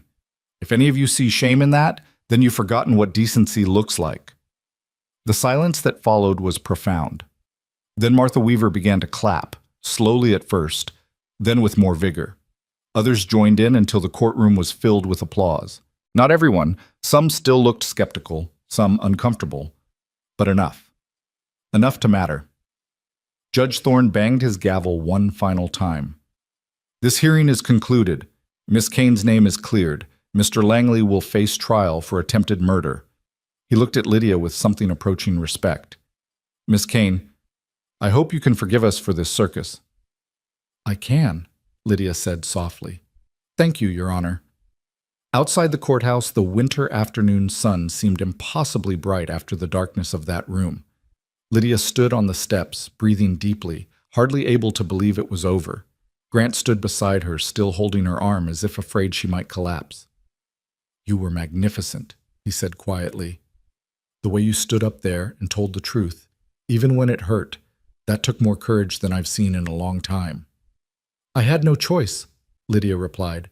"Living was the only way to fight the lies." Clara and Rosie pressed close on either side, and Mrs. Fletcher hovered protectively nearby. Patterson and the ranch hands formed a loose circle around them all, their message clear. Sterling Ridge protected its own. As they walked toward the wagon, a well-dressed woman approached hesitantly. She was perhaps 40, with graying blonde hair and kind eyes. "Mr. Mercer, Miss Kane, I'm Elizabeth Hartford. I run the school here in town." Grant tensed, but the woman smiled. "I wanted to apologize for my silence in there. I should have spoken up sooner." She looked at Lydia. "I've heard from other children about your work with Clara and Rosie, how bright they both are, how well educated. If you ever wanted to teach at our school, we could use someone with your skills." Lydia blinked in surprise. "That's very kind, but—" "She's needed at Sterling Ridge," Grant said firmly, but not unkindly. "But we appreciate the offer." Elizabeth nodded understanding. "Of course. I just wanted you to know that not everyone believed those terrible lies. Some of us simply didn't know how to help until it was almost too late." As they rode home, the sun beginning to set behind the mountains, an exhausted peace settled over the wagon. Clara and Rosie had fallen asleep against Mrs. Fletcher, their small faces finally relaxed. Grant handled the reins with steady hands, his profile strong against the golden light. "Grant?" Lydia said softly. "Hmm? What you said in there, about me being your salvation, did you mean it?" Grant was quiet for a long moment. Then he said, "Every word. You came into our lives when we'd forgotten how to live.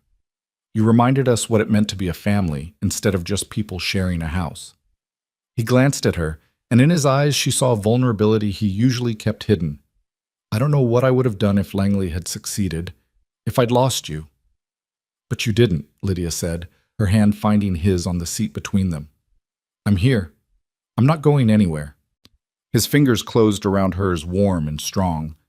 "Good," he said simply, "because somewhere along the way, Lydia Kane, you stopped being just the woman who cares for my children. You became essential to all of us." The words hung between them, loaded with meaning neither was quite brave enough to explore fully. Not yet, but it was a beginning, a bridge being built between two wounded souls learning to trust again. Behind them, Mrs. Fletcher watched with knowing eyes and a satisfied smile. She'd seen this coming from the first week, the way Grant looked at Lydia when he thought no one was watching, the way Lydia's face softened whenever he entered a room. They were both too stubborn and scared to admit it yet. But love was growing in the spaces between their carefully maintained boundaries. As Sterling Ridge came into view, its windows glowing with lamplight in the gathering dusk, Lydia felt something settle deep in her chest. This was home, not because of the building or the land, but because of the people who lived there. The girls who'd let her into their hearts. The man who'd given her a chance when she had nothing. The woman who'd arrived at these gates in rags, begging for work, had finally found what she'd been searching for all along, not just shelter or employment, but belonging, purpose, family. And though she didn't know it yet, the hardest test was behind her. The accusations had been faced, the poison survived, the town's judgment weathered. What lay ahead wasn't threat or danger, but something equally terrifying in its own way. The possibility of happiness, of love, of allowing herself to hope for more than just survival. As the wagon rolled through the iron gates that had once seemed so forbidding, Lydia looked back one last time at the road behind them, the road that led to town, to the courthouse, to the accusations that had nearly destroyed everything. Then she turned forward toward the house that was now truly her home, and let the gates close behind her with a sense of finality that felt like freedom. Winter settled over Sterling Ridge with a gentleness that felt like benediction. The snow that had seemed threatening in November now blanketed the ranch in pristine beauty, transforming the landscape into something from a fairy tale. And inside the white-painted house with its green shutters, Life bloomed in ways none of them had dared imagine just months before. The days following the courthouse hearing brought changes both subtle and profound. The townspeople who'd been so quick to judge now went out of their way to demonstrate their support. Mrs. Hartford stopped by with books for the girls' education. The general store owner refused payment for supplies, insisting it was the least he could do after that ugliness. Even the minister called to personally apologize and invite the family to Christmas services. But the most significant change was happening within the walls of Sterling Ridge itself, in the careful way Grant and Lydia moved around each other now, aware of something growing between them that neither quite knew how to name. It was Clara who noticed first, with the piercing observation of a 9-year-old who missed nothing. One morning in mid-December, as Lydia was helping her with arithmetic, the girl looked up from her slate and said matter-of-factly, "Papa smiles more when you're in the room." Lydia's hand faltered, nearly dropping the chalk. "What?" "Papa," Clara repeated patiently. "He smiles more when you're around, and he watches you when he thinks no one's looking, the way he used to look at Mama in the old photographs, like you're the most important thing in the world." Heat flooded Lydia's cheeks. "Clara, that's not... Your father is simply grateful for the help with the household. That's all." "That's not all," Clara said with the confidence of someone stating an obvious fact. "He loves you, and you love him too. I can tell." Before Lydia could formulate a response, Rosie piped up from where she sat practicing her letters. "Are you going to marry Papa? Because if you do, you could be our real mama forever and ever." Lydia's heart twisted. "Girls, it's not that simple." "Why not?" Rosie asked with 5-year-old logic. "You love us. We love you. Papa loves you. That's how families work." "Your father and I haven't discussed anything like that," Lydia said carefully, trying to keep her voice steady despite the way her pulse was racing. "And even if there were feelings involved, there are many complicated reasons why." "Complicated is just another word for scared," Clara interrupted, far too wise for her years. "You're both scared because you lost people you loved. But Miss Kane, you taught me that being brave means doing things even when you're frightened. Doesn't that apply to grown-ups too?" Lydia stared at this remarkable child, struck speechless by the truth in her words. Before she could respond, Grant's voice came from the doorway. "Clara, Rosie, go help Mrs. Fletcher in the kitchen. She's making gingerbread cookies." The girls exchanged knowing glances and scampered out, leaving Lydia alone with Grant. The silence stretched between them, heavy with unspoken things. Finally, Grant crossed to the window, his back to her. "I'm sorry," he said quietly. "I've been trying to keep them from... I know they've gotten attached to you, and I should have been more careful about managing their expectations." "Managing their expectations about what?" Lydia asked, her voice barely above a whisper. Grant turned to face her, and the raw vulnerability in his expression stole her breath. "About us. About the future. About things I have no right to hope for." "Grant, let me finish," he said, his voice roughening with emotion. "When you came here, I told myself you were just help. Someone to care for the girls while I focused on keeping this ranch running. But somewhere along the way, that changed. You changed everything, Lydia. The way the house feels, the way my daughters laugh, the way I..." He stopped, struggling for words. "The way I wake up in the morning, and the first thing I think about is whether you're downstairs yet. The way I find excuses to be in whatever room you're in. The way seeing you smile at my daughters makes my chest feel too tight." Lydia couldn't breathe. Every word was stripping away the careful defenses she'd built around her heart. "I know it's too soon," Grant continued, taking a step toward her. "I know you came here looking for work and shelter, not some widower with his own broken pieces. But I can't keep pretending I don't feel what I feel, that I don't want what I want." "What do you want?" Lydia whispered. Grant closed the distance between them, his hands coming up to frame her face with a gentleness that made tears spring to her eyes. "You," he said simply. "I want you, not as an employee, not as someone who works for me. I want you as my partner, my equal, the person I build a life with. I want... God, Lydia, I want to give you everything you lost. A home that's truly yours. A family, security, love. I want to wake up beside you every morning and know that you're choosing to stay, not because you have nowhere else to go, but because this is where you want to be." A sob broke from Lydia's throat. "I'm so scared," she confessed. "I'm terrified of losing again, of building something beautiful and watching it get destroyed. I don't know if I'm strong enough to survive that a second time." "Then we'll be scared together," Grant said, his thumbs gently wiping away her tears. "And we'll be strong together, too. I'm not promising nothing will ever hurt us again. Life doesn't work that way. But I'm promising I'll be beside you through whatever comes, that you'll never face anything alone again." "The girls," Lydia started. "Already love you more than I could have dreamed possible," Grant finished. "They're not losing another mother, Lydia. They're gaining the one they've been praying for." Lydia's resistance crumbled. She let herself lean into his touch, let herself believe in the possibility he was offering. "I love them too," she whispered. "So much it terrifies me." "And me?" Grant asked softly. "Do you love me, Lydia Kane?" She looked up into his storm-gray eyes and saw her own fear reflected back, along with hope and longing and something that looked remarkably like forever. "Yes," she breathed. "God help me. Yes. I think I've loved you since the day you stood at those gates and gave me a chance when you had every reason not to." Grant's smile was like sunrise breaking over mountains, slow, magnificent, transforming everything it touched.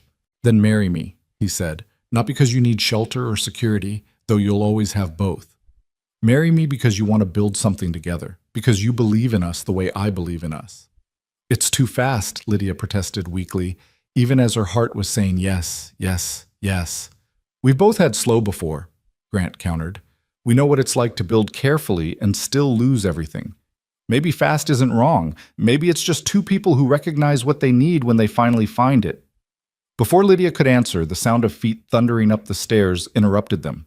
Claire and Rosie burst into the room, their faces alight with excitement and hope. "Did you ask her?" Rosie demanded, bouncing on her toes.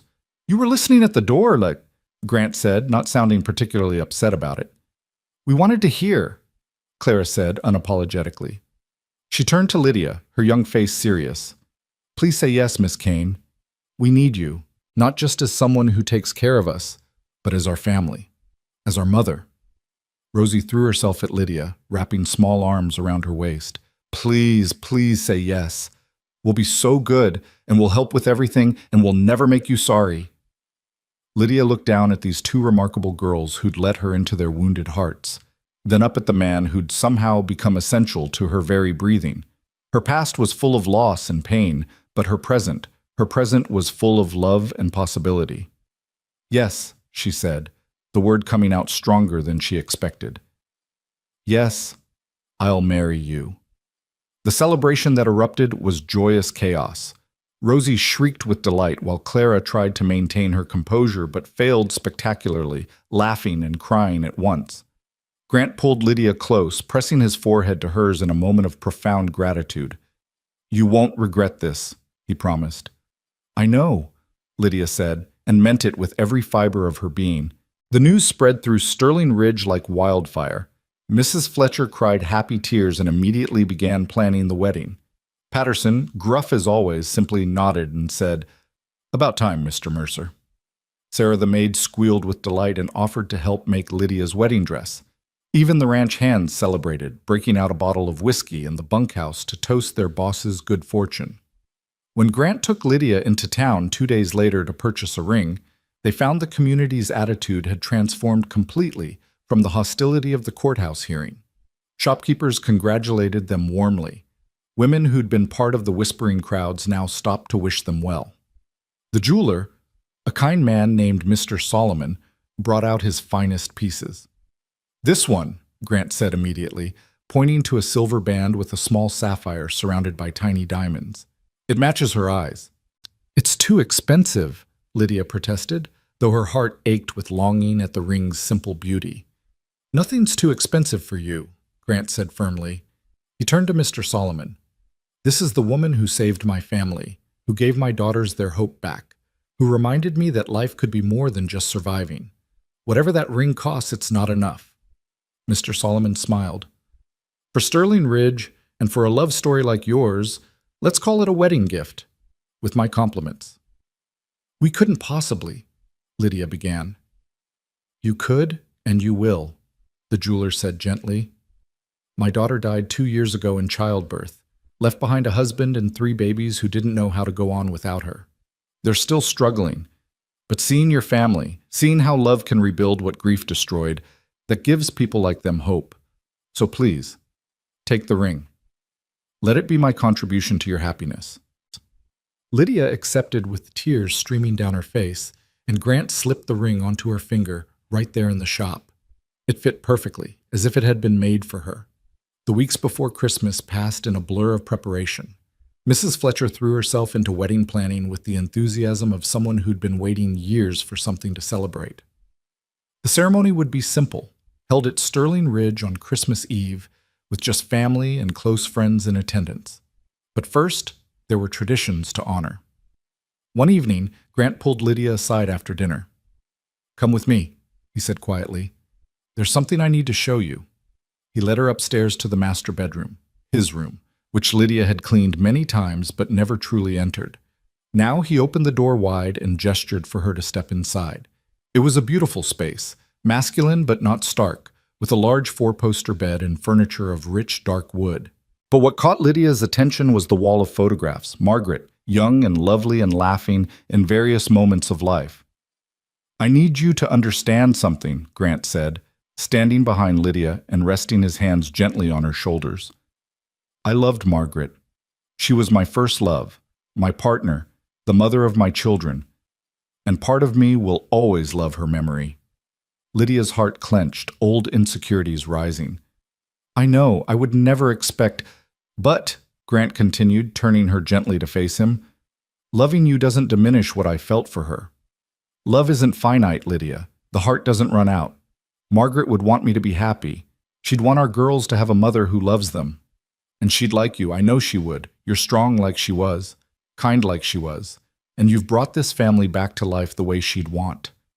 "I'm not trying to replace her," Lydia said softly. "I know. You're not a replacement. You're something new, something equally precious but different. Your own person, with your own place in this family." He paused, then added, "I'm going to keep these photographs up. Is that all right?" Lydia looked at the images of the woman who'd come before her, feeling not jealousy, but a strange kinship. Margaret had loved these people first, had built the foundation that Lydia was now being invited to continue building upon. "Of course it's all right," she said. "The girls should never forget their mother, and I want to honor her memory too. She created this family. I'm just blessed enough to be welcomed into it."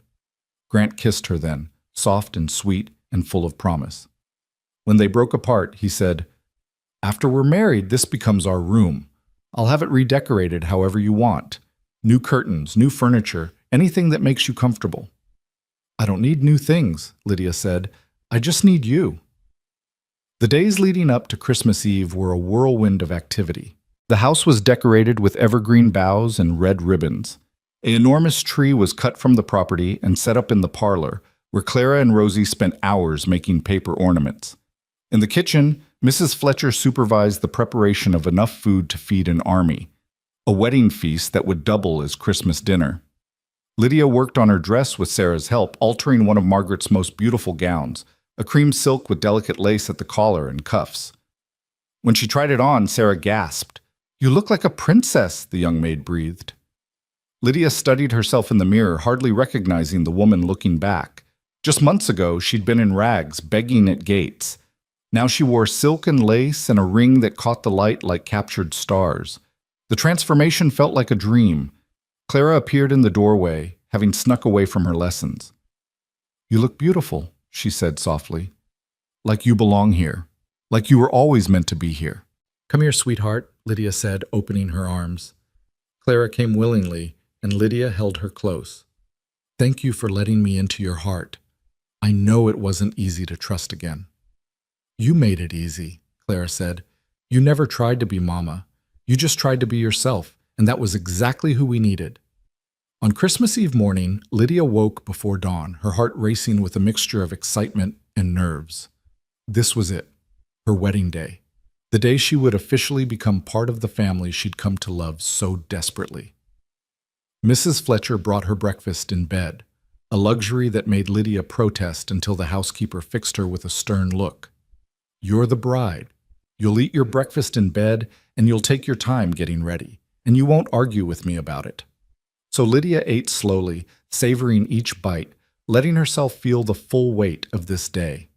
When she finally rose to dress, Sarah and Mrs. Fletcher helped her, fussing over every detail. The cream silk dress fit perfectly, the alterations invisible. Her hair was swept up in a soft style with small white flowers woven through. She wore no jewelry except Grant's ring and a simple silver cross that had belonged to her grandmother. "Ready?" Mrs. Fletcher asked, her eyes suspiciously bright. "Ready," Lydia confirmed. The ceremony was to take place in the parlor, with the enormous Christmas tree as backdrop. As Lydia descended the stairs on Patterson's arm, he'd gruffly offered to escort her, having become an unlikely ally. She could see the room was packed with people. Not just Sterling Ridge staff, but neighbors from surrounding ranches, townspeople who'd come to witness this union, even Mrs. Hartford and her students singing carols softly. But Lydia only had eyes for three people. Grant, standing tall and handsome in a dark suit, his face transformed by joy. And beside him, Clara and Rosie in matching green velvet dresses, their faces glowing with happiness. The minister, the same one who'd apologized after the courthouse hearing, stood before them with a Bible. As Lydia reached Grant's side, he took her hand, his touch warm and steady. "Dearly beloved," the minister began, "we are gathered here on this blessed Christmas Eve to witness the union of Grant Mercer and Lydia Kane in holy matrimony." The words washed over Lydia like a benediction. When it came time for vows, Grant turned to face her fully, his voice strong and clear. "Lydia, you came to Sterling Ridge when we were all broken. You put us back together with patience and love, and a strength I didn't know one person could possess. You gave my daughters a mother's love. You gave me a reason to hope again. And today, I promise to spend the rest of my life making you as happy as you've made us. I promise to be your partner, your protector, your friend. I promise to honor the past you've survived while building the future we'll create together. I promise to love you, not just today, but every day that follows, for as long as we both shall live." Lydia's throat was too tight for speaking, but she forced the words out, needing him to hear them. "Grant, when I arrived at your gates, I had nothing. I was nothing. You saw past the rags and the desperation to the person underneath. You gave me not just work, but purpose. Not just shelter, but home. Not just kindness, but love. Today, I promise to be worthy of the faith you placed in me. I promise to love your daughters as if they were born of my body and not just my heart. I promise to stand beside you through whatever comes, good times and hard times, joy and sorrow. I promise to build a life with you that honors both our pasts while embracing our future. I promise to love you, completely and forever." "The rings?" the minister asked. Clara stepped forward solemnly, carrying a small pillow with Grant's ring, a simple gold band that had been his father's. Grant slipped it on Lydia's finger beside her engagement ring, his hand steady, despite the emotion in his eyes. Lydia placed a matching band on his finger, marveling at how right it looked there. "By the power vested in me," the minister said, "I now pronounce you husband and wife. Grant, you may kiss your bride." Grant cupped Lydia's face in his hands, his touch infinitely gentle. "Mrs. Mercer," he whispered, and then he kissed her, soft and sweet and full of promise, while the room erupted in applause and cheers. When they broke apart, Rosie and Clara rushed forward, throwing their arms around both adults in an exuberant hug. "You're really our mama now," Rosie shouted joyfully. "Forever and ever." "Forever and ever," Lydia confirmed, her voice breaking with happy tears. The celebration that followed was everything a wedding should be. Tables groaned under the weight of Mrs. Fletcher's feast. Music filled the air as several ranch hands pulled out fiddles and guitars. Grant and Lydia had their first dance as husband and wife in the parlor, surrounded by well-wishers and the soft glow of Christmas candles. Later, as evening fell and the party continued, Grant pulled Lydia away to the front porch where they'd shared so many conversations. The winter stars blazed overhead, cold and brilliant. Happy? Grant asked, wrapping his arms around her from behind. Lydia leaned back against his chest, feeling his warmth, his strength, his love. Happier than I ever thought possible, she admitted. Sometimes I'm afraid I'll wake up, and this will all have been a beautiful dream. Not a dream, Grant murmured against her hair. This is real. You're real. We're real. And we're going to build something beautiful together, Lydia. Not just for us, but for Clara and Rosie, for the family we'll continue to create. I want to start a school, Lydia said suddenly, the idea crystallizing. Here at Sterling Ridge, not just for our girls, but for all the children in the area who need education. Mrs. Hartford suggested it, and I think it's what I'm meant to do. Teach, give back. Grant turned her in his arms to face him. Then we'll build a schoolhouse right here on the property. You can teach, and we'll make sure every child who wants to learn has that opportunity. You'd do that? Lydia, Grant said seriously, I'd do anything to see you shine. Your dreams are my dreams now. Your hopes are my hopes. That's what partnership means. Behind them, the door opened and Clara poked her head out. Papa? Mama? Rosie wants to open Christmas presents before bed. Mama. The word struck Lydia like a lightning bolt of pure joy. Clara had called her Mama, naturally and easily, as if it had always been that way. We're coming, Lydia said, her voice thick with emotion. They went inside together, Grant's arm around her waist, and joined their daughters, by the Christmas tree. As they opened presents and laughed at the girls' excitement, as the fire crackled and the music played, Lydia felt peace settle over her like a warm blanket. The woman who'd arrived at Sterling Ridge in rags, begging for work, had found something far more precious than employment. She'd found belonging, purpose, love, family. Later that night, as she and Grant stood at the window of their bedroom, watching snow begin to fall softly over the ranch, Grant spoke quietly. Do you remember what I asked you that first day? At the gates? You asked if I could prove I could care for more than myself, Lydia recalled, if I could be what your girls needed. I should have asked something different, Grant said, pulling her close. I should have asked if you'd be brave enough to let us love you back. If you'd be willing to accept not just giving, but receiving. To let yourself be part of something instead of always standing outside looking in. I'm here now, Lydia said simply. I'm not standing outside anymore. No, Grant agreed, kissing her temple. You're home. Finally, completely home. As winter deepened and spring approached, Sterling Ridge flourished in ways that went beyond mere prosperity. The ranch produced strong calves and healthy crops. The house rang with laughter. And in March, ground was broken on the new schoolhouse that would bear Margaret Mercer's name, a tribute to the woman who'd come first and the woman who'd come after, both of them essential to the family's story. Lydia taught her first class that autumn, with Clara and Rosie sitting proudly in the front row alongside a dozen other children from neighboring ranches.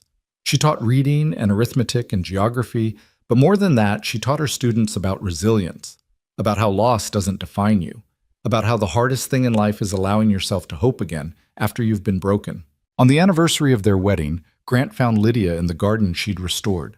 Margaret's roses blooming in glorious profusion, red and pink and yellow, filling the air with perfume. She was planting new seedlings, her hands dirty, her face serene. Happy anniversary, Mrs. Mercer, he said, coming to stand beside her. Lydia looked up at him, this man who'd given her everything when she had nothing. You came here in rags, asking for work, Grant said softly, echoing that first day. And I asked you if you'd be the mother my girls needed. And now? Lydia asked. Grant pulled her to her feet, handing her a small wrapped package. Inside was a silver locket. When she opened it, she found 2 photographs, one of Clara and Rosie, and one of Grant. Now, Grant said, I'm not asking if you'll be what we need. I'm thanking you for being more than we ever dared dream of. You're not just a mother to my girls, Lydia. You're my partner, my love, my salvation. You gave this place a soul. And you gave me a home, Lydia whispered, fastening the locket around her neck. Not just a house, but a home, a family, a life worth living. They stood together in the garden as the sun set, painting the sky in shades of orange and gold. Around them, Sterling Ridge hummed with life.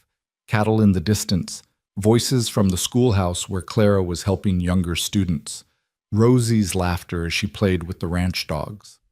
The woman who'd stood trembling at iron gates, broken and desperate, had been transformed not by magic, but by love, by the courage to try again, by the willingness to let people in despite the risk of loss, by choosing hope over fear again and again, until hope became her reality. "I love you," Grant said simply. "I love you too," Lydia replied. "Thank you for seeing me that day, for looking past the dust and desperation to the person underneath." "Thank you for staying," Grant countered, "for fighting, for loving us back." As they walked hand in hand back to the house, their home, Lydia thought about how far she'd traveled. Not just the physical miles from Kansas to Colorado, but the emotional distance from despair to joy. She'd lost everything once, and it had nearly destroyed her.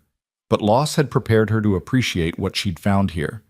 She belonged at Sterling Ridge, not as an employee or charity case, but as an equal partner in building something beautiful. The girls sleeping upstairs were hers to love and protect. The man beside her was hers to cherish. The land spreading out under the stars was hers to nurture. The beggar at the gate had become the heart of a family, and in doing so, had finally come home. That night, as Grant held her close and sleep began to claim them both, Lydia whispered into the darkness, "Do you think she'd approve? Margaret?" Grant was quiet for a moment, then said, "I think she'd be grateful, that you loved her daughters, that you didn't try to erase her but honored her memory while creating your own place in our lives. I think she'd call you friend." "I hope so," Lydia murmured, "because I owe her everything. She built this family. She loved you first. She gave Clara and Rosie life. I'm just blessed enough to continue what she started." "You're not continuing what she started," Grant corrected gently. "You're writing a new chapter, one that belongs to all of us, past and present, memory and hope, all woven together into something beautiful." As Lydia drifted into sleep, safe and loved and home at last, she thought about that first day, the iron gates, the sneering steward, the desperate fear that this door would close like all the others, and Grant's question, which had seemed so cold then but now felt like prophecy. "Will you be the mother my girls need?" She'd answered yes then, not knowing what it would cost or what it would give her. Now, a year later, she could answer with absolute certainty, yes. She was the mother Clara and Rosie needed, and they were the daughters she needed. And Grant was the partner, the love, the home she'd been searching for all along. The woman in rags had found her kingdom, not through conquest or manipulation, but through the simple revolutionary act of showing up every day, of choosing love over fear, of believing, even when belief seemed foolish, that she deserved a place at the table. Sterling Ridge Ranch slept peacefully under its blanket of stars, secure in the knowledge that what had been broken was now healed. What had been lost was now found.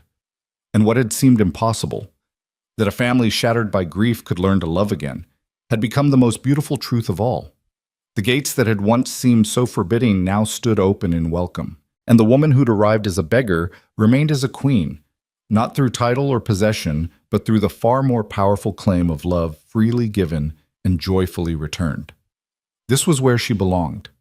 This was home. And nothing, not loss or fear or the shadows of the past, could take that away again. She was Lydia Mercer, wife and mother and teacher and friend. She was essential and beloved and exactly where she was always meant to be. And that was more than enough. It was everything.